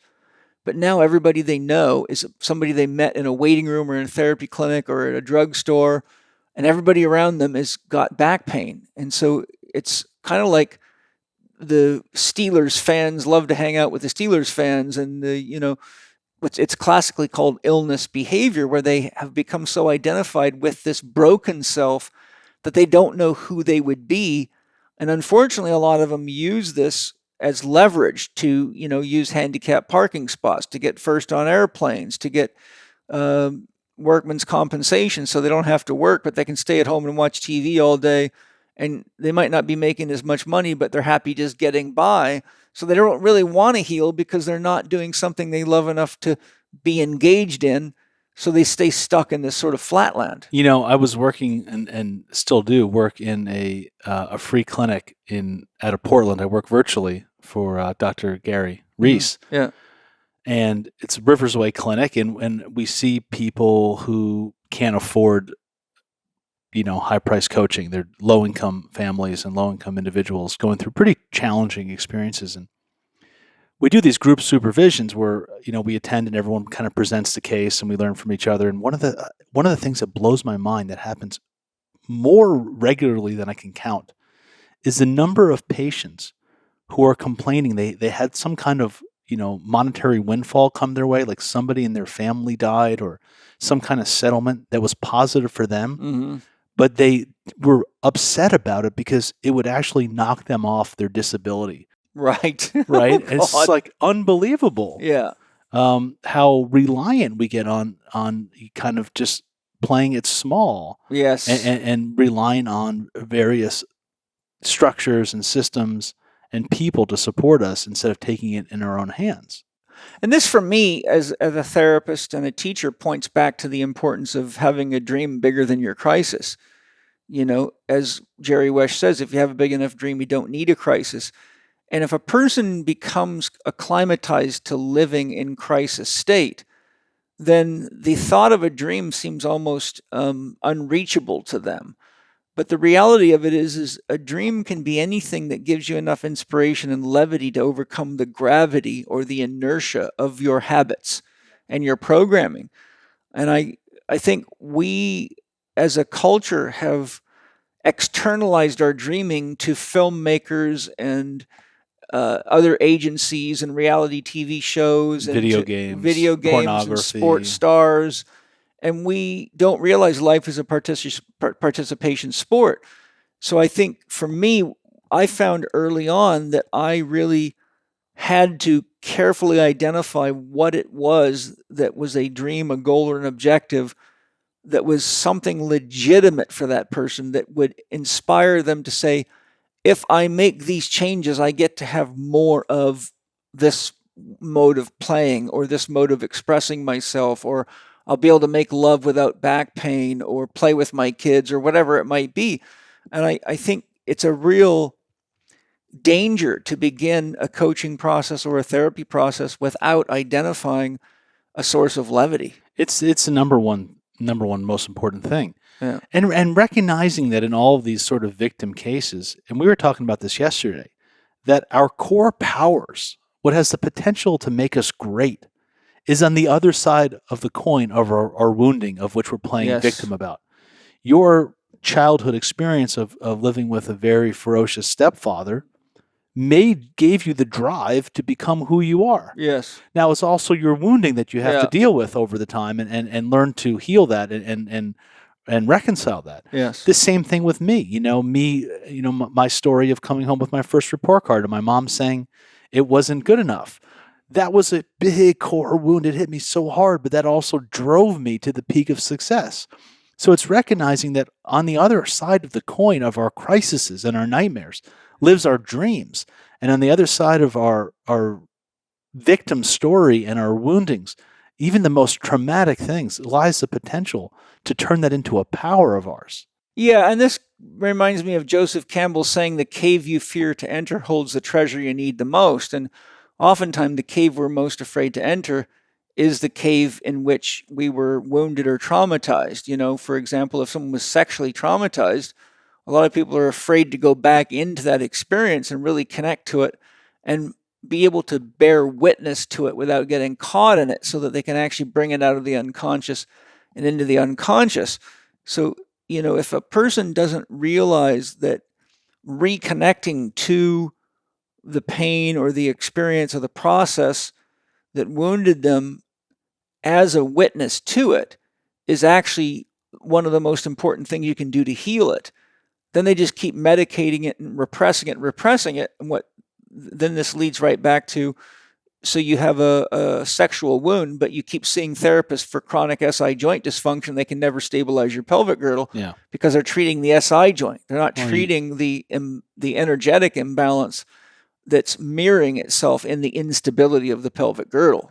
Yeah, or you continue to get into relationships that are challenging for you and keep replaying the same thing. And this is dealing with trauma really does take quite a skilled therapist who knows how to go at the right pace. Yes. I mean, taking somebody who's been sexually abused and saying, look at it on the first day is a little aggressive. You're probably going to put them into a state of shock. But, having a long-term approach to slowly building trust and slowly, you could do things like working with a pillow or things outside of yourself or puppets or various different tools. A lot of people journal it, and I have them do their own timeline.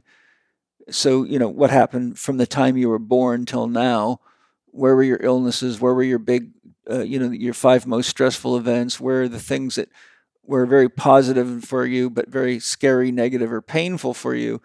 And so by actually just asking them to do that, they have to go back into the memory files of, okay, this happened to me when I was 7. But oftentimes what happens is when they see that the positives often counterbalance the negatives. So if I didn't ask them to put the positives on there, they would just think, oh my God, I'm just one train wreck after another.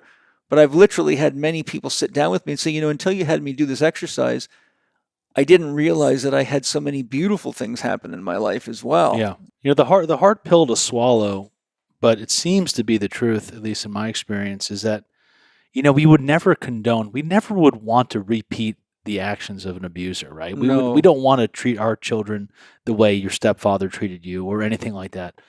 But the reality is that it seems as if even in the most horrific experiences, if you deeply go and you're coached to go back and look and learn from those experiences, there seems to be always some kind of power that you can cultivate and harness for that could change the course of your life. I mean, look at how many brilliant scientists and doctors and authors came out of the Holocaust. Mm-hmm. Look how many people have been sexually abused and then have, won landmark cases in the, high courts of the land protecting people from that kind of work. So there's always something to go back and explore, even the power that abuser took away from you, even momentarily, to go back and find it back in yourself. Yeah, and reclaim it. Yeah. And oftentimes in these scenarios, one of the things that we do is we sort of internalize the abuse. Yes. If we're getting beat up as a kid, we start beating ourselves up. Yes. And often as a therapist, it's our job to recognize that in the client and then to help them, flip the coin on that. Yeah, exactly. Whenever there is a client-coach relationship, the interaction of the soul of the client and the coach produces what is called the third in Jungian psychology. The third is a living conscious entity that embodies the wisdom of both client and coach and brings often amazing breakthroughs for both the client and the coach. I feel this understanding is particularly important for life coaches to understand because it is a common tendency for doctors, therapists, and life coaches to act from a hierarchical stance as though the knowledge, power, and control moves only from them to the client. In such a situation, the coach, doctor, or therapist's ego may block awareness of the incredible gifts that the client's present in their life ultimately brings them and can result in a complete unawareness of the power and the magic of the third. You and I have engaged the third so many times. Right. All of a sudden, one of us would have an epiphany that would feed the other one something, oh God, that's what I got to do, Or I'd be working with you and you'd say something that would make me, oh my God, that's exactly what I needed to know for this problem I'm dealing with over here, or even in another client. Right. So the concept of the third is something that's very seldomly understood, but very, very powerful. And it goes right back to Jesus saying, whenever two or more get together in my name, I will be there. Yeah. And really, if you think of not Jesus of Nazareth, but Jesus the Christ principle, which means unconditional love or God consciousness, whenever two or more get together in my name, I will be there, which is the love of the two creating a third being out of the two of them. And I think it's such an important concept, because if a person falls into the trap of thinking, I'm the one with the degree in psychology, or I'm the therapist, so I'm just going to direct this like a traffic cop, then you actually overlook the amazing gift that Spirit has brought to you that manifests itself in the third for both parties. You can only attract a client to you of the level that you've achieved, right? Yes, yeah. I mean, you tell your students all the time, if you keep having clients show up with poor diets and, that don't do their exercise programs, look at your own life and look into the mirror to see what you're creating. Yes. So, an overweight, unfit doctor or an overweight, unfit therapist or trainer is going to attract that same level of person to them. The same in relationships, right? Yes. So we are attracting to us the kinds of clients that are reflecting our own awareness, our own development, right? Yes. So every single time a client comes to you with a problem, you need to actually say to yourself, where even in some small way is this part of me? Yes. Where do I have this issue? Where do I have to learn from this? Is it a like attracting like? Is it like attracting like? And even if it's not like a big thing, like you could just find a drop of it in your life where there's something that the client is bringing to your own awareness as well that can help you grow. And in that way, like in our relationship, in my relationship with Jeffrey Armstrong, we all say to each other that being the teacher doesn't mean you can't learn from the student. Right. There is a reciprocity that happens when a student becomes developed enough to come to the table and, there's still the same attitude. I still have the same attitude of, humility and humbleness and trust in you. But we also have a relationship where you learn from me and and Jeffrey learns from me and vice versa. And this whole idea of the third is so profound because you can look at it in many different ways, not just a coaching client relationship, but even as an investor. Okay, when I was investing, and this is something I teach in my course, if you look at the kind of style that really pisses you off about the people you worked with, like I was like a go-getter, like risk taker, like Navy pilot on Wall Street, just like full throttle. And I would get so mad at the people that would sit around and would never take a position. Mm-hmm. They just come in day out and they would just kind of like, baby around and never really go for it.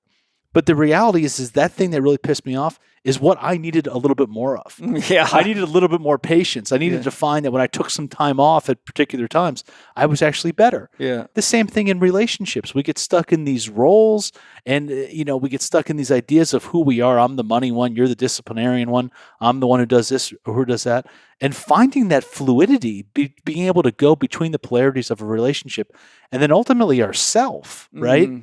I mean, to recognize all parts of yourself and to be fluid between all the parts of yourself and create your own inner third. Mm-hmm. And also between your relationships, between your work and your clients is so crucial. Yeah, I think the soul is the inner third. You got your ego, you got your self, but then you got the soul that is the consciousness that holds it all together. And I think that's, really a beautiful and reassuring thing because, the soul carries the wisdom of all the lives you've ever lived, but your ego only carries its programming in this lifetime.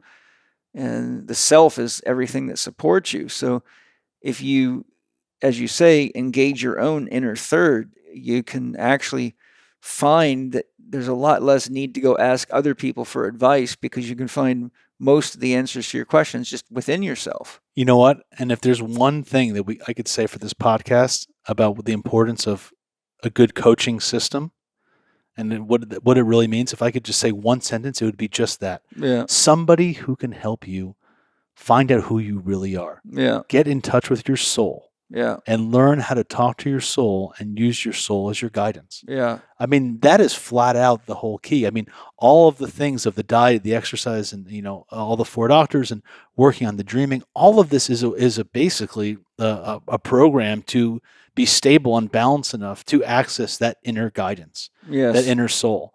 And so if you're with a coach or a therapist right now and they don't even mention the soul, like most of our education systems don't even recognize that that's what we are, then you might not be in the right place. And it might be something to consider. It's interesting, too, because in Henry Corbin's work, he speaks of the angel that goes out ahead. He says that we each have an angel that is always going out ahead, like a scout for us to, let us know what options we have or what to be aware of.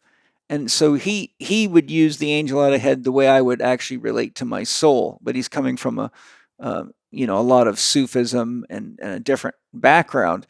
But and he actually equates the angel that goes out ahead to Sophia, which is the embodied wisdom of God, right? The consciousness that occurs with us and as an individual, but yet still part of the unity of God. And so I think that, if we all hold the concept that our soul is like the angel that goes out ahead, it's not trapped in our body. I can remote view because the angel that goes out ahead has access to the whole universe. So if I can think of it, I can engage it consciously. And if you get stuck in your ego, then you're limited by your program beliefs. But trust me, as you know from spending time working with your own soul, your soul will find your edges. It'll show you that you can do a lot more than you think you can, whether it be painting better than you thought you could, or lifting something heavier than you thought you could, or handling more in relationship than you thought you could.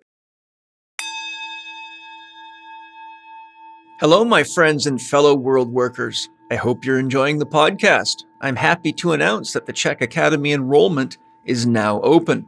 We are limited to 100 spaces for this next intake, so apply early. If you would like a preview of what you will learn in the Chek Academy, I've got great news. The open house is back. It's free for you to take a sneak peek at the Chek Academy e-learning platform, where you'll be able to take select lessons from our online courses, including Integrated Movement Science 1 online and HLC 2, that's Holistic Lifestyle Coaching Level 2 online. Preview our Academy exclusive online workshops. Check out our Academy business assets, such as package templates and client onboarding checklists, and more. If you're ready to master yourself and share your love and wisdom in the world and help others get healthy and live their dreams, go to chek.group/open house L4D. That's chek.group/open house L4D. It's not case sensitive. There has never been a better, more important time for a career in holistic health, and I'm excited to be able to join you and support you in living your dreams. It's funny because the word guru gets pretty misunderstood, especially in the West, but it's really a kind of interesting concept when you think of the guru is the one who removes the goo. That's funny. So ultimately, we have these coverings of all this stuff, all this goo of this incarnation, identification with this body and this ego and this primary personality and what I am and what I'm not. And the one who can strip you naked of that, remove the goo, is the guru. Which lightens you up. You become lighter. Yeah, and guru, and these words come from the root word of gortas, which is where we get gratitude. So that feeling of gratitude for the one who can remove the goo. Yeah. Open up our eyes, strip us down to the bare essence of who we really are and why we're here. Yes. And a good plant medicine journey is a rapid accelerator. Well, that is the thing. I mean, parents can be gurus. A grandparent is an amazing guru. Yeah. Nature is an incredible guru. Yeah. We have our own guru. We have amazing books and amazing songs and mantras that can be gurus. Yes. Teachers can be gurus. Even ex-wives can be gurus. Oh, yeah. Incredible gurus. Kids can be gurus. Yeah, they're all over the place. I mean, really. It's funny, really. God's sense of humor is unbelievably wicked. one of the most dangerous traps I see therapists and life coaches falling into is accepting most anyone as a patient or client for money versus selecting the right client for their skill set and state of readiness. Can you share some of your approaches to screening potential clients and choosing those that are ideal for you as a therapist or a coach, and determining if the client is ready for real life coaching, counseling, or therapy? When I was taking on all these discovery calls for my first cohort of the abundance archetype, I was taking lots and lots of calls, and I was pretty excited about signing people up because, I was excited about my program. It's, there's revenue coming in, there's new students, but there was one person in particular. I just felt this inner incongruence, right? This is what we're getting back to is being able to feel inside yourself what Arnie Mandel would call a double signal. Yes. Is that our words are saying something, but our body says something else. It's a slight headache. It's a slight nausea. It's a feeling in our gut. It's a lack of energy. It's not wanting to look at the screen. It translates in different ways for different people. Something out of balance. Something's wrong. But I skipped over that and I said, yeah, just come on in. And this person wound up to be the only person that, a couple days later I had to let him out of the course because, he was just not a good fit. And so really paying attention and trusting your own inner guidance and inner wisdom. Your body knows. Your body is in this relational field with this person. Yeah. Your body is having a soul-to-soul connection with this person. And by trusting your own wisdom to feel that sense of congruency, like, yes, this is right. This person is right for me. Yes. I think that's a really important first step.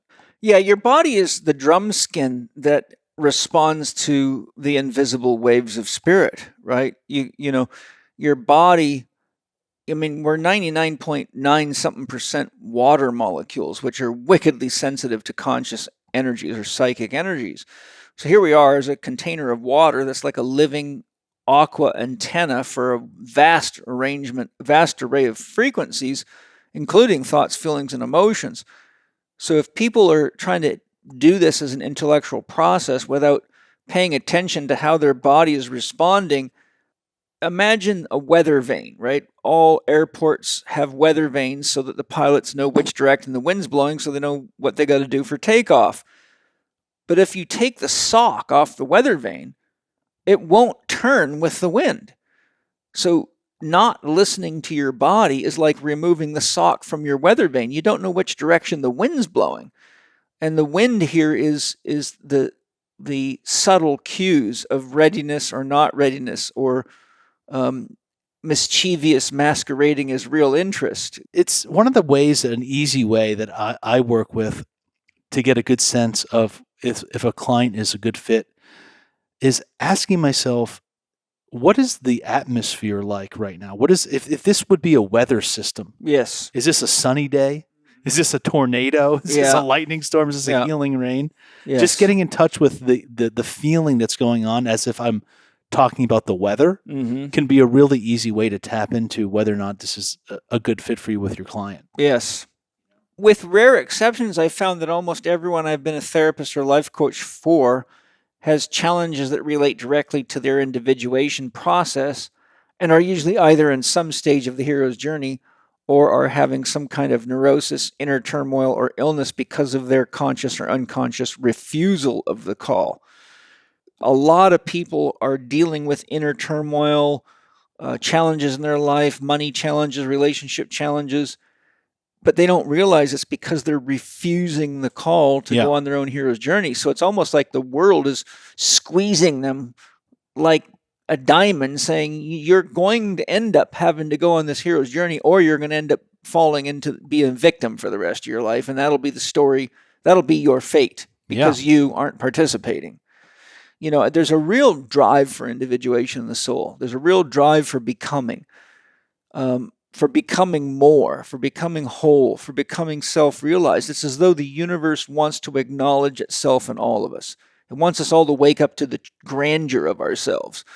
And so when people refuse the call to go on the hero's journey, they're ultimately refusing the opportunity to become aware of who and what they really are and what their potentials are. And it's quite common. I would say 50% of the people I work with are in a state of pathology or imbalance that I could track directly back to the refusal of the call for various reasons. So I'm just curious, what do you see in your work with people in that regard? I think it's really important what you're saying. I think so much of typical therapy misses that point. People come in and they want to just give them a pathology, right? Right. Medication. Oh, you're this bipolar, or you're this, or you're that, or you have anxiety or depression or whatnot.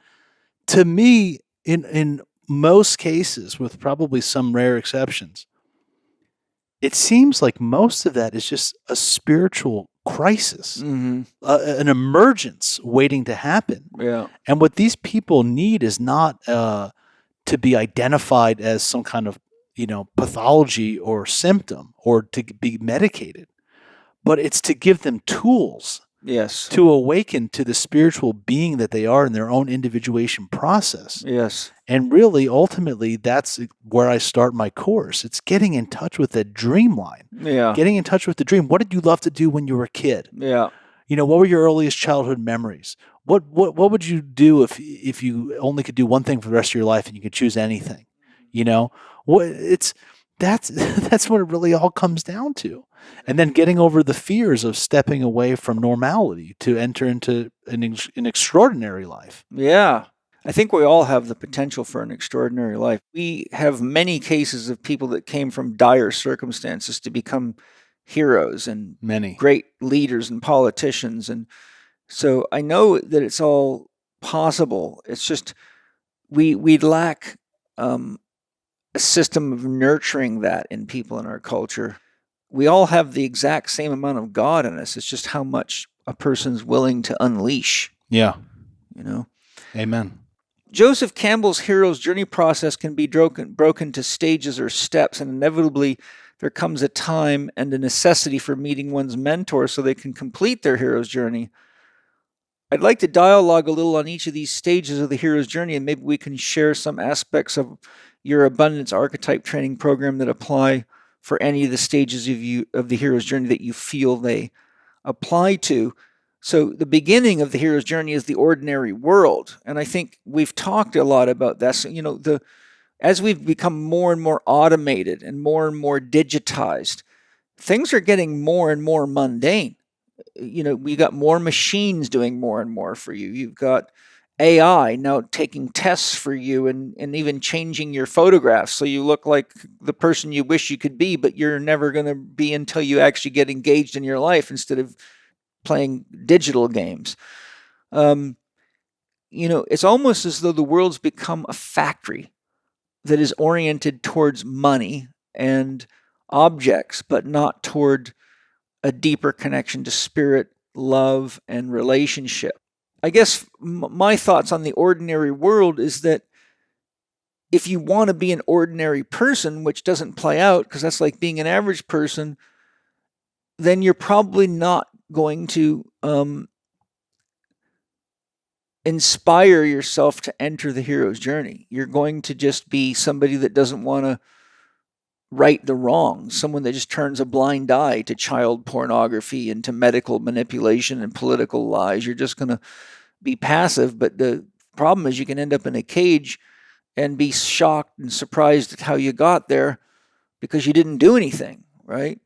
What are your thoughts on the ordinary world aspect? Well, I agree with everything you're saying. Yeah. I think the first step in this hero's journey is just having the recognition that you're actually aware that you're in the ordinary world and you no longer want to be. Yes. Most people don't even have that wake-up call.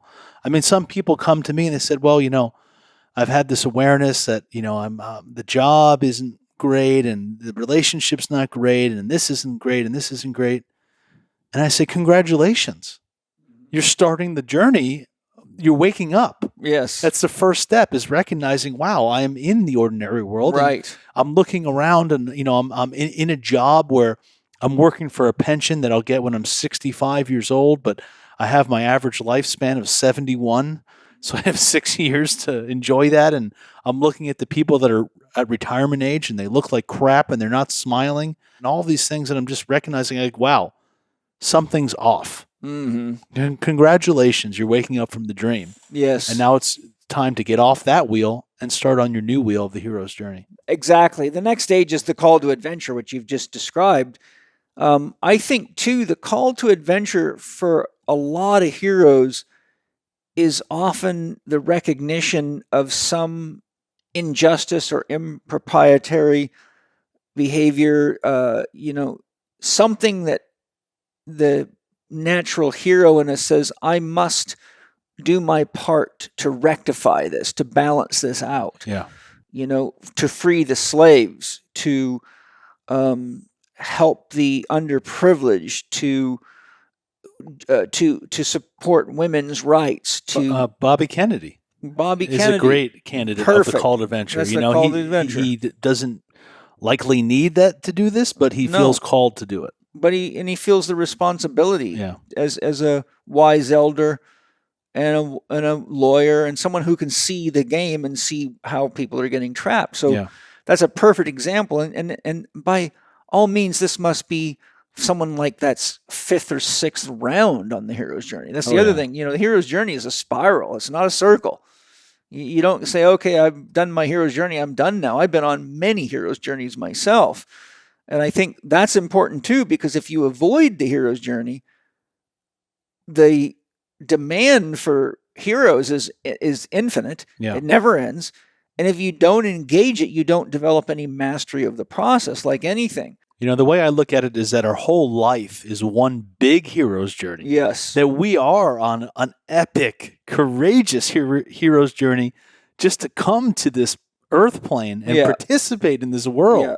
Heavy polarity. Yeah, we're here, and that's courageous, and we're all heroes in some way, but then we have to awaken to our own smaller spirals that can fit within this larger context of our life's hero's journey as well. Yes.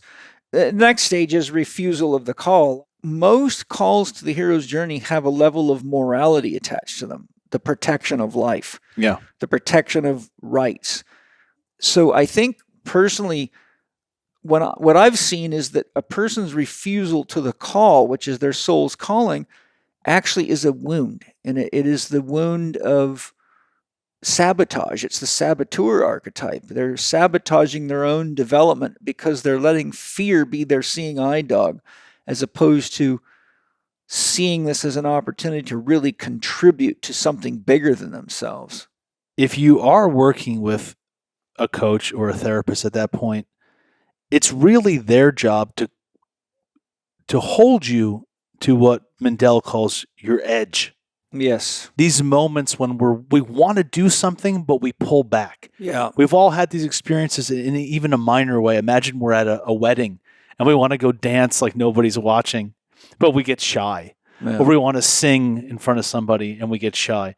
There's all these times when we want to do these little mini heroic things. It doesn't have to be this great expansive things, but grow ourselves a little bit more, step over an edge, tell somebody how much we care about them, write a handwritten note or paint a painting for somebody, go over our edge and express ourselves. But we pull back, we feel shy, we get nervous, we get agitated or sweaty or, any of these kind of, clammy hands or any of these kind of symptoms. Yeah. In the Bhagavad Gita, Arjuna's on the battlefield, and right at the beginning of this war, he goes down in the middle of the field. He says, Krishna, take my chariot out to the middle of the field. He goes out to the middle of the battlefield and he throws down his sword. Says, I can't do this. I can't fight them. Yeah. And Krishna says, you're a warrior. Yes. He says, you got to do this. This is your dharma. Mm-hmm. He's identifying with the householder and the fact that he knows people on the other side.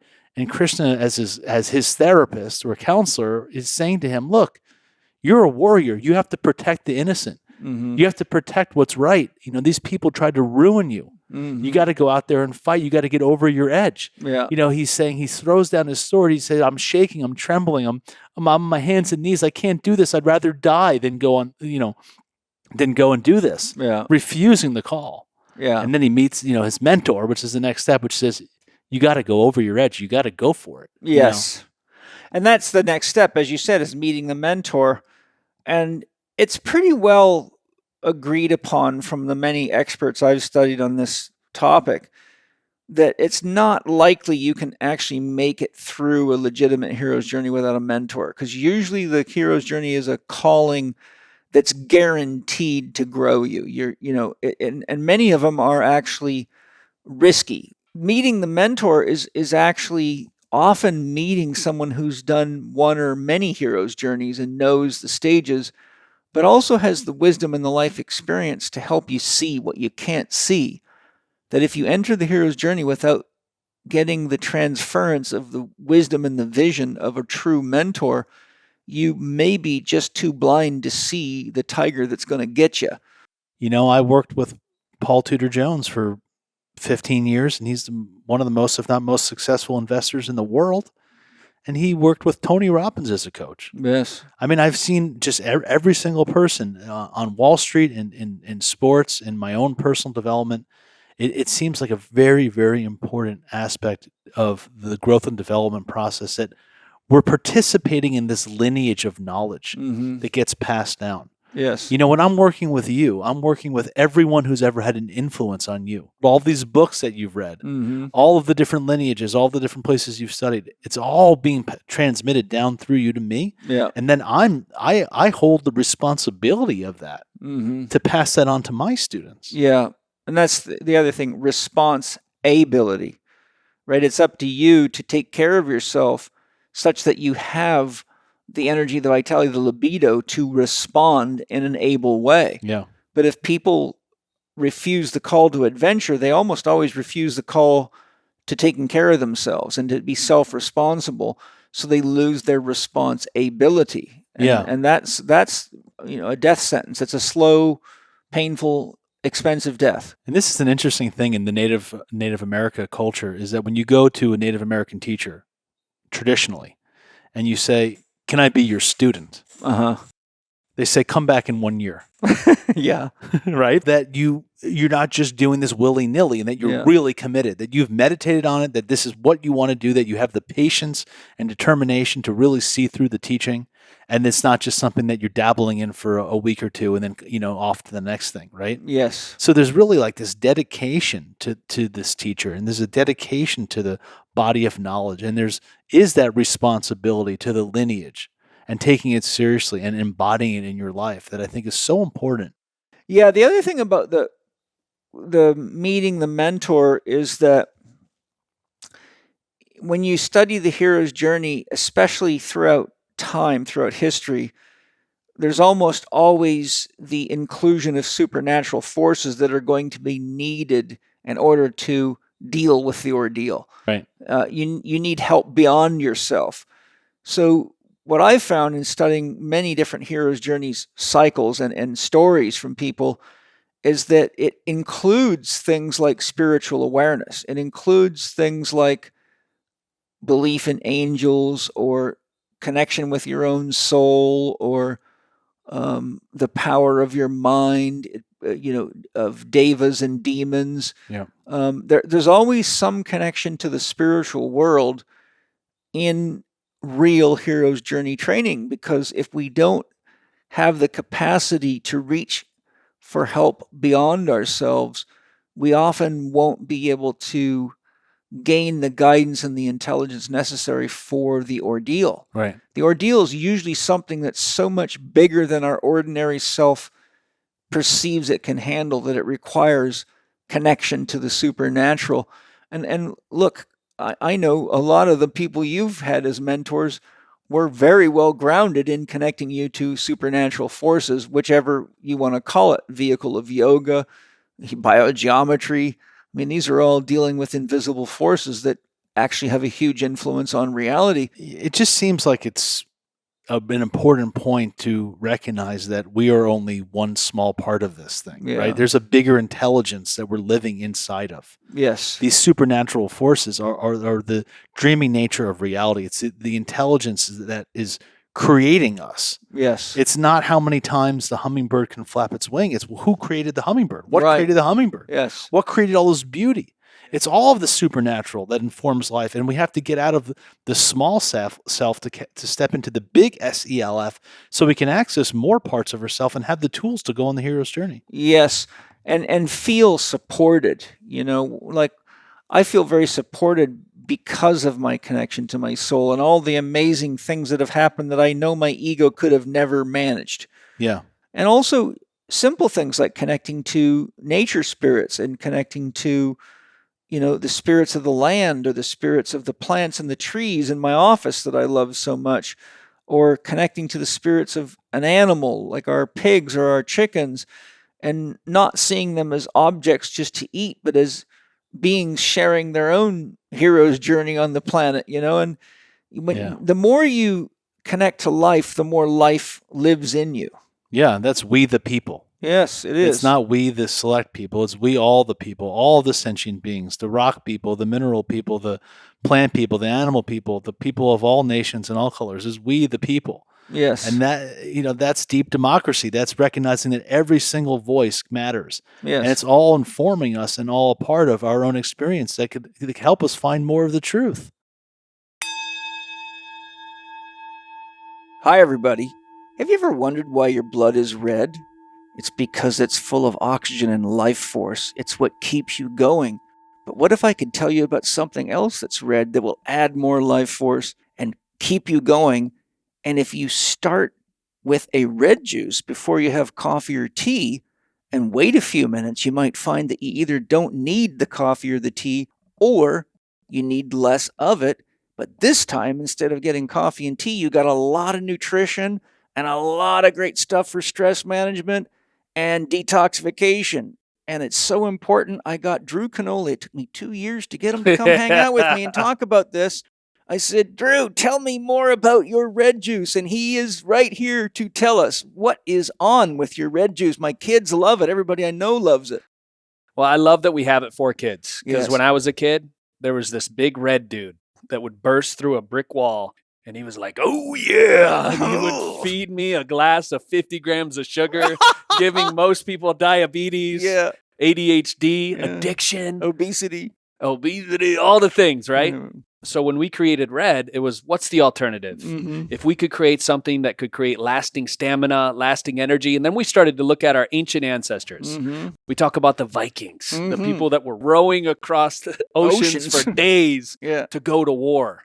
Yeah. What were they taking? Well, they were taking rhodiola. Yeah. Rhodiola is in our red juice. Yeah. And then we were like, okay, so out of all the mushrooms, Yeah. what's one of the best medicinal mushrooms that can give us long-lasting energy? We found cordyceps. Cordyceps are absolutely amazing. Yes. Not just any cordyceps or rhodiola, glyphosate residue-free and organic. Mm-hmm. And how can we make it taste better than how do we make it taste better than that without the sugar? Yeah. We added a little monk fruit. Monk fruit's amazing. Yep, and we found the best berries on the planet. Berries in high amounts, which we have in the red juice, actually help increase stem cell creation in your body. What's better than that for our little ones and for us? Yes. And so many people are just lethargic. They're lacking energy. Yes. What could we do for that? Red juice in the afternoon, 2 p.m. rolls around, instead of a nap, instead of the coffee, drink the red juice. You're going to feel so much better. Well, if you need the nap, take the nap if you can, but then take the red juice to kick you back into gear. Exactly. I love naps and I love coffee. I do too, but I love to make sure I got the nutrition in me first. The other thing is berries are a natural stimulant to the adrenal glands. So if people would do a little red juice before they do coffee and tea, they would pick themselves up naturally, except this time they're bringing in nutrition. And unfortunately, coffee blocks almost every vitamin and mineral you can put in your mouth. So hey, there you have it, right from the man himself. So if you're ready to get filled with life force energy and vitality, go to Organifi.com/Chek20. That's ORGANIFI.com/CHEK20. And don't forget to use the promo code Chek20 to get 20% off Organifi Red Juice and all Organifi products. That's Organifi.com/Chek20, and the discount code is Chek20. The next step in the hero's journey is crossing the threshold.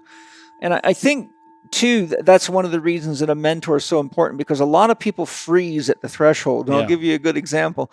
When I was a paratrooper, in training, a lot of people would freeze in the door and they wouldn't jump. So, the jump masters would tell everybody before they got on the plane, if you freeze in the door, you're going to get a kiwi injection. And that is the name of the shoe polish on his boots. He's going to kick you right up the ass and knock you out the door, like it or not. But there's, there in a sense is the mentor pushing you across the threshold.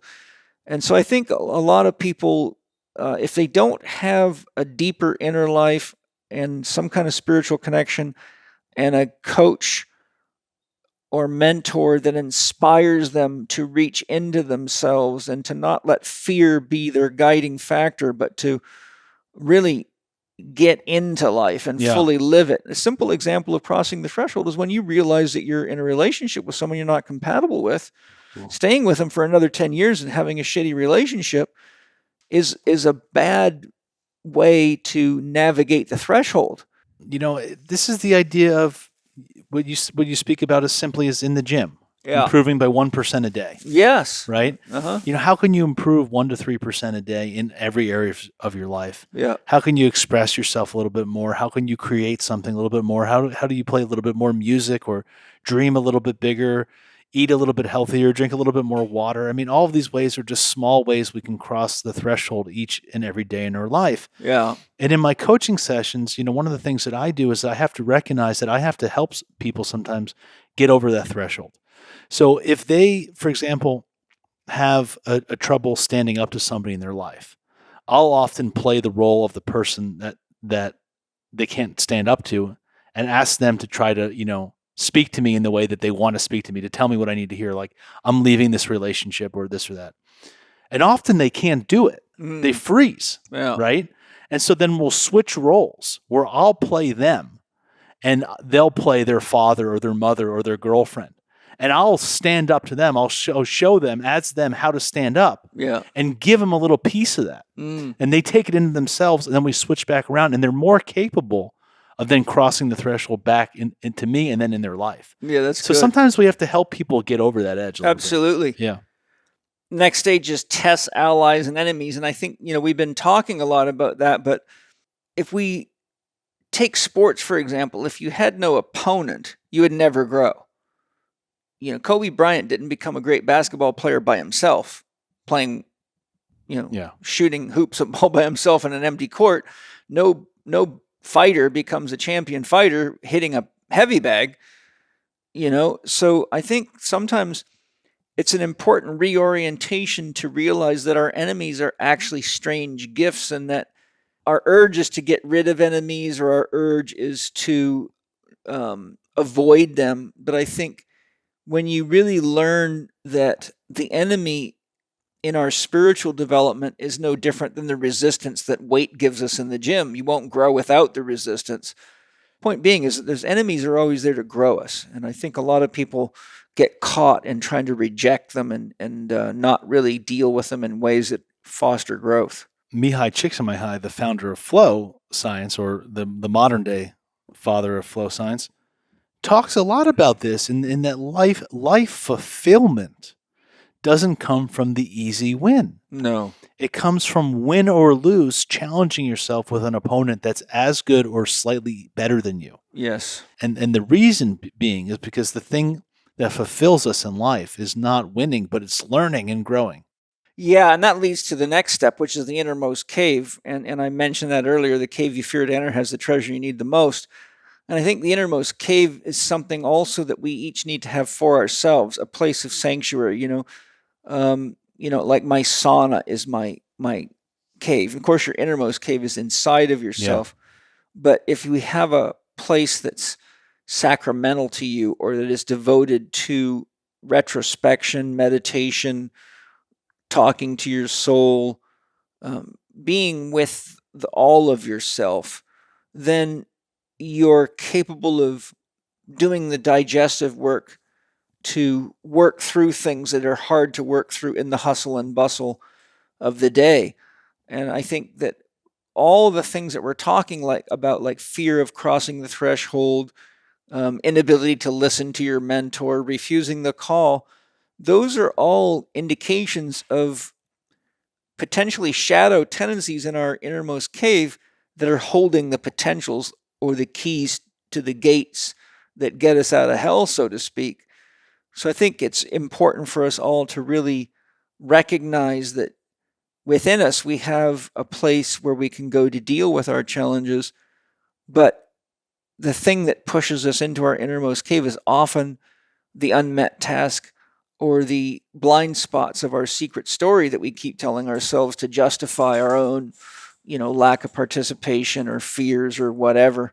I mean, yes, it's important to have a physical space, Yeah. to have your own physical cave, a little place you can get away, even a sacred little altar, depending on how much space you have in your house. Just even a corner of a room is enough, or a place out of nature or a favorite tree or some nature spot. Yeah.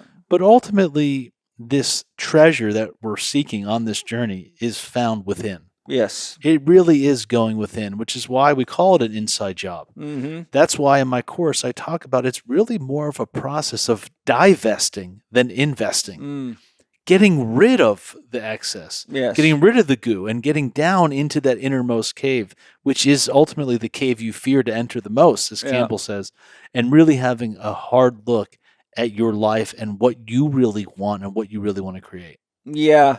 The next step is the ordeal, and I think that's where, that's the trial. That's Krishna and Arjuna on the battlefield. It's saying yes to your sovereignty. It's voting with your dollars by being conscious of what corporations you're funding instead of just being passive about it and not caring. The ordeal could be the need for honesty in relationships. It could be the need for dissolving a business partnership that's not working for you. It could be a disease process that you're having to confront. And so the ordeal can come in a lot of ways, but I think the ordeal is really the testing ground. It really is. I mean, everyone's going to die, but not everyone truly lives. Yeah, that's a bummer, isn't it? And that's the ordeal. Yeah. That's the ordeal. And recognizing that in the ordeal that we are responsible for at least 50% of our ordeal or 100%, and that ultimately the ordeal is there still working for our benefit to mold us into our greater potential. Yeah. Then you have the reward, which is the confidence and the awareness of your own capability to go beyond, to stretch yourself. And I think the reward is also very important because it reminds us that there actually is beauty, there is goodness, and there is truth that comes out of the pain of all the steps that we've just covered. It ultimately, I remember reading about Viktor Frankl when he was in the Nazi concentration camp, and he was able to focus his mind on something positive, on how he could make meaning out of this. And, there's many stories of people that were in these Holocaust camps, but survived to go out into the world and really do amazing things for people. So the reward is also the icing on the cake, and I think it's important to remember that it's always there. Yeah, and the reward can be the elixir of life, but that elixir of life is an inner elixir. It's the reward is when you touch that part of yourself that is indivisible, individual, immortal, eternal, your soul. Yeah. You strip down away from the ordinary world. You go through all these trials and tribulations. You have the mentor, the guidance, the supernatural help. You go into that cave and you touch who you really are and what you really want to do in the world. And that is a reward in and of itself.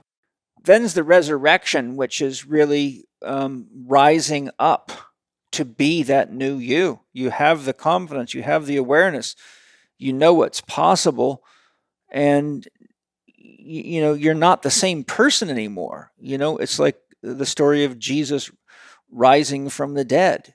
He was not the same person that got hung on the cross. He hadn't resurrected yet, metaphorically, right? So the resurrection is really the statement that I am. Here I am. I'm capable. I am possible, and I can do this.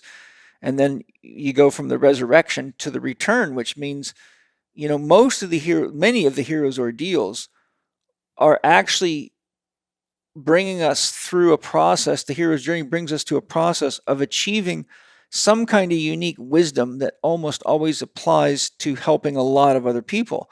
So the return with the elixir is not only your newly expanded, enlightened spirit that affects people, but knowing that you now have solved a riddle that can help a lot of others. For a simple example, when I teach someone like you about what gluten intolerance is, and you clear it up, and you start losing weight and looking a lot better, your brain works better, you feel better, your skin's better, you're not farting all the time, you're not foggy-headed, people notice it right away, and they say, how did you do that? And you say, well, I took gluten out of my diet, and you explain it to them. And so what happens is the elixir is you're now aware of how powerful a simple item of food can be with regard to creating health or disease in your body. And therefore, when you see someone else that has the clear signs of gluten intolerance, you know that now is the time for your return to bring that gift of awareness to people. And I think ultimately, all of us going on the hero's journey and returning with the elixir is almost like I have in one of my diagrams in my courses and in my new book, it's people climbing on a ladder that starts at Earth but ends up in the cosmos, which just represents enlightenment, And at every rung of the ladder, someone's reaching down to grab your hand, and you're reaching down to grab the hand below. Yeah. And I think when we return with the elixir, it means we reach down instead of reaching up. Yeah. There's a great story about that. They talk about in the yogic Vedic culture, they talk about how this lineage, this tree of knowledge, is this great mango tree. Mm-hmm. But if you just drop a mango from the top of the tree down to the ground, it just splatters on the ground. Mm-hmm. And so ultimately you need a chain of people climbing up the tree, passing the mango down to each other so that it can make it safely to the ground. Right. And that's really this passing down of knowledge. And in my course, this is absolutely essential, is that when you're finished with my course, you recognize that real wealth and well-being are being on that wheel of life. Mm-hmm. Wealth is participating in the wheel. It's being on the wheel of life of being in the seasons and reciprocity with nature, but also this going on this hero's journey, which is a wheel, and then coming back and sharing with the community and sharing your ideas with people, because ultimately it's this recognition that none of us are truly abundant. None of us are truly wealthy until we all are wealthy. Yeah. And that once we have this knowledge, it becomes a responsibility again to share it and to help others with it. Well, we've covered the archetypal process of individuation in the hero's journey. Can you share an overview of the types of skills you help students in your abundance archetype training program develop, and why you chose to include each of these specific skills or modules from the myriad of options you could have included? Ultimately, it's a compilation of my 20 years of Wall Street experience with the 20 years of coaching with you and many other people, or 14 with you, and all sorts of other experiences along the way. And I really try to put it into a one-stop shop so you can find your own process of individuation to master your own life and master your business, and an 8-step model to really include all of these different things of working with your unconscious, working with the 4 doctors, working with posture, working with breathing, working with tapping into your heart, working on centering yourself and focusing and altered states, and then finally this return with the eldership. And ultimately, I think it's the absolute essential principles that you need in the future to thrive. It's also nice because participating with your students, I really felt a beautiful sense of tribe, like they were really, there was a camaraderie there. It's so exciting for me. Because that's something that was kind of new and unknown. Yeah. But I've created this community of abundance archetype people that are all on this hero's journey at various stages, that are really hungry and seeking information. And we meet twice a week on these group calls, and I bring in amazing people like yourself who get to inspire the students and share different kind of techniques. And it's almost like we have our own private podcast with the students. That's what it feels like. Yeah, and they get to engage in this particular way. And I do a lot of them myself as well and take them deeper into the material. So it's much more than just a course that you have for life. It's really a full-on experience of transformation. It's a hero's journey. It's a real call. I'm looking for students that really want that call to adventure, and I'm there to be their guide on this journey to go into the innermost cave and really find what they are really passionate about in their life so that they can live in true abundance. It's also got elements of a mystery school in it. We're talking about, learning to connect with your soul, manifest effectively, manage yourself in relationships, but it's really piercing the veil of I'm stuck in myself into, there is a lot out there in relationships and in people and in the divine that's there to help me become abundant. Yeah. And in the same way, I show you how to use those same skills to perform better at work. Yeah, exactly. Not just to be, out in spirit land. Yeah. How biogeometry can actually improve your focus and performance. Yeah. So you can make more money. Yeah. How eating better and following the 4 doctors can not only make your life more balanced and you can live a more reciprocal life with Mother Earth, but you could also be more successful because now you're treating yourself like an athlete performing your job instead of just eating processed food all day long and showing up in a sleepy way. Yeah. How to use meditation to grow your spiritual development, but also to gain insight to improve your work performance and your relationships and your fun in your life, and et cetera. It's really an all-encompassing system. But I like how you talk about the mystery school because it has those elements to it, because just the parts that I remember working on with you to develop it and knowing what I've taught you and how you've woven that into the course for people. So it's more than just an abundance archetype type program where you'd go to like a school to learn how to make a lot of money. It's really got some mystery school elements. It is really that, because ultimately, it's not easy to teach people. There's no like special sauce. Oh, I'm going to tell you to invest in this one stock and then you're going to be a millionaire, right? Ultimately, the process of being abundant is finding out what do you love to do and what are you good at, and drawing that out, so that because there's nobody in the history of the world that can do you like you. Yeah. So you become indispensable to the world. Yes. It's really meeting what is the demand of the world, and how does it intersect with what do you love to do and do well. Tell us a little bit about how people can get more information, sign up, and what I think you have an offer for Living 4D listeners. I do. I'm very grateful for your audience. I love all of the Chek people. I feel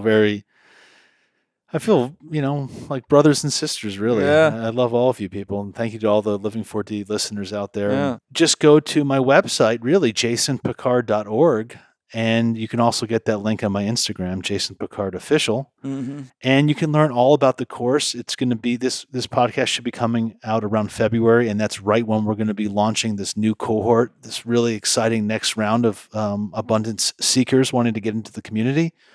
And when you go on there, you can download my free guide, my 8 Keys to Wealth and Wellbeing, which is an awesome manual. Probably I love it. 30 pages of badass information. Very, very beautifully laid out. It's easy to read and very informative. I mean, that alone is quite a software upgrade. Yeah, and that's free. So, and it shouldn't cost you any more time, money, or energy to do it. It should just be all a positive in your life if you're willing to commit to reading the document and practicing the exercises in there. But you can download that for free and get on my mailing list and book a discovery call with me where you get to get on a Zoom with me for 30 minutes and find out more about the course and we see if we're a good fit, and then you could join.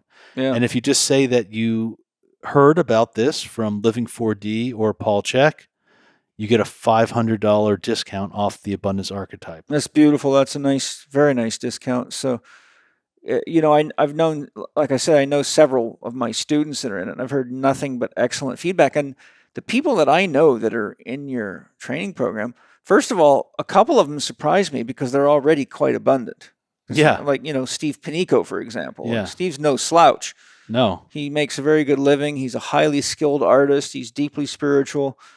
And he's telling me, Paul, I'm really digging this course, man. I'm learning a lot of stuff. So I'm just pointing out to you listening that this is not going to be like being with a bunch of wet behind the ears little kids that are trying to figure out how to balance their bank account. These are some movers and shakers that just want to really become even more abundant. We have some incredible people in the course. I mean, we have people that are Wall Street people that are very successful but want to transform their life. We have a lot of Chek professionals that want to learn more and grow and learn how to make more money. We have chiropractors and dog shamans and podcasters and artists and people from around the world. I have people from California to Mongolia in the class. I mean, it's crazy. That's fun. I hope you guys enjoyed the journey with us today, and I hope you have a sense of what real life coaching is all about and what real therapy is about and psychotherapy can be about, because we weaved a lot of those themes together today. And I hope that this podcast helped you find more of yourself, and I hope you feel inspired to engage your hero's journey or your next hero's journey fully. And I'm really grateful to be able to share this podcast and Jason with you and his course with you and me with you and you with me. So thank you. We all have our big third together, the Living 4D followers. We have a great big third. We're influencing the world. Thank you to my sponsors for all of your excellent products and for your sustainable and regenerative practices to help make the world a better place and take care of the soil and the environment. And all of you that buy anything from our sponsors, you're really putting your money in the hands of people that are doing a lot for the world and not just being wasteful, greedy, toxic corporations. They're all just incredible people with incredible products, and anything you buy helps support the podcast. I get a small commission. So I really appreciate you guys using the sponsors for their excellent products so that you can enhance your health and well-being, so we all have the necessary agency to make the world a better place for each other. So lots of love. I'll see you next time. Aho. Aho. Aho, Great Spirit. It is done. It is done. It is done. Thank you for listening to Living 4D with Paul Chek and today's guest, Jason Pickard. You can connect with Jason via his website, jasonpickard.org, or on Instagram at jasonpickardofficial. To get your complimentary copy of Jason's report, 8 Keys to Greater Wealth and Well-Being, go to jasonpickard.org. You can also book a free discovery call with Jason to learn more about the Abundance Archetype and get $500 off his course, The Abundance Archetype Method. When you register, just mention that you heard Jason on Paul's podcast to get that $500 discount. Catch up with Paul on Instagram, TikTok, and Threads at paul.chek, or on X at paulchek, and on his YouTube podcast channel, youtube.com/Living 4D with Paul Chek. You can watch more on Paul's blog at paulcheksblog.com, or visit the Chek Institute site at chekinstitute.com to find Paul's e-learning courses, advanced training programs, and to learn more about the Chek Academy. You can read the show notes and find links to the resources mentioned in this episode at chekinstitute.com/podcast. This podcast would not be possible without the support of our premier sponsors, Bioptimizers, Organifi, and Paleo Valley, and our podcast sponsor, Wild Pastures. Please show your appreciation by taking advantage of their special discounts for listeners. The links are in the show notes. And if you enjoyed today's episode, please consider leaving us a 5-star rating and a warm review on the podcast platform of your choice. This podcast is available on Apple Podcasts, Spotify, Amazon Music, Audible, Google Podcast, and YouTube.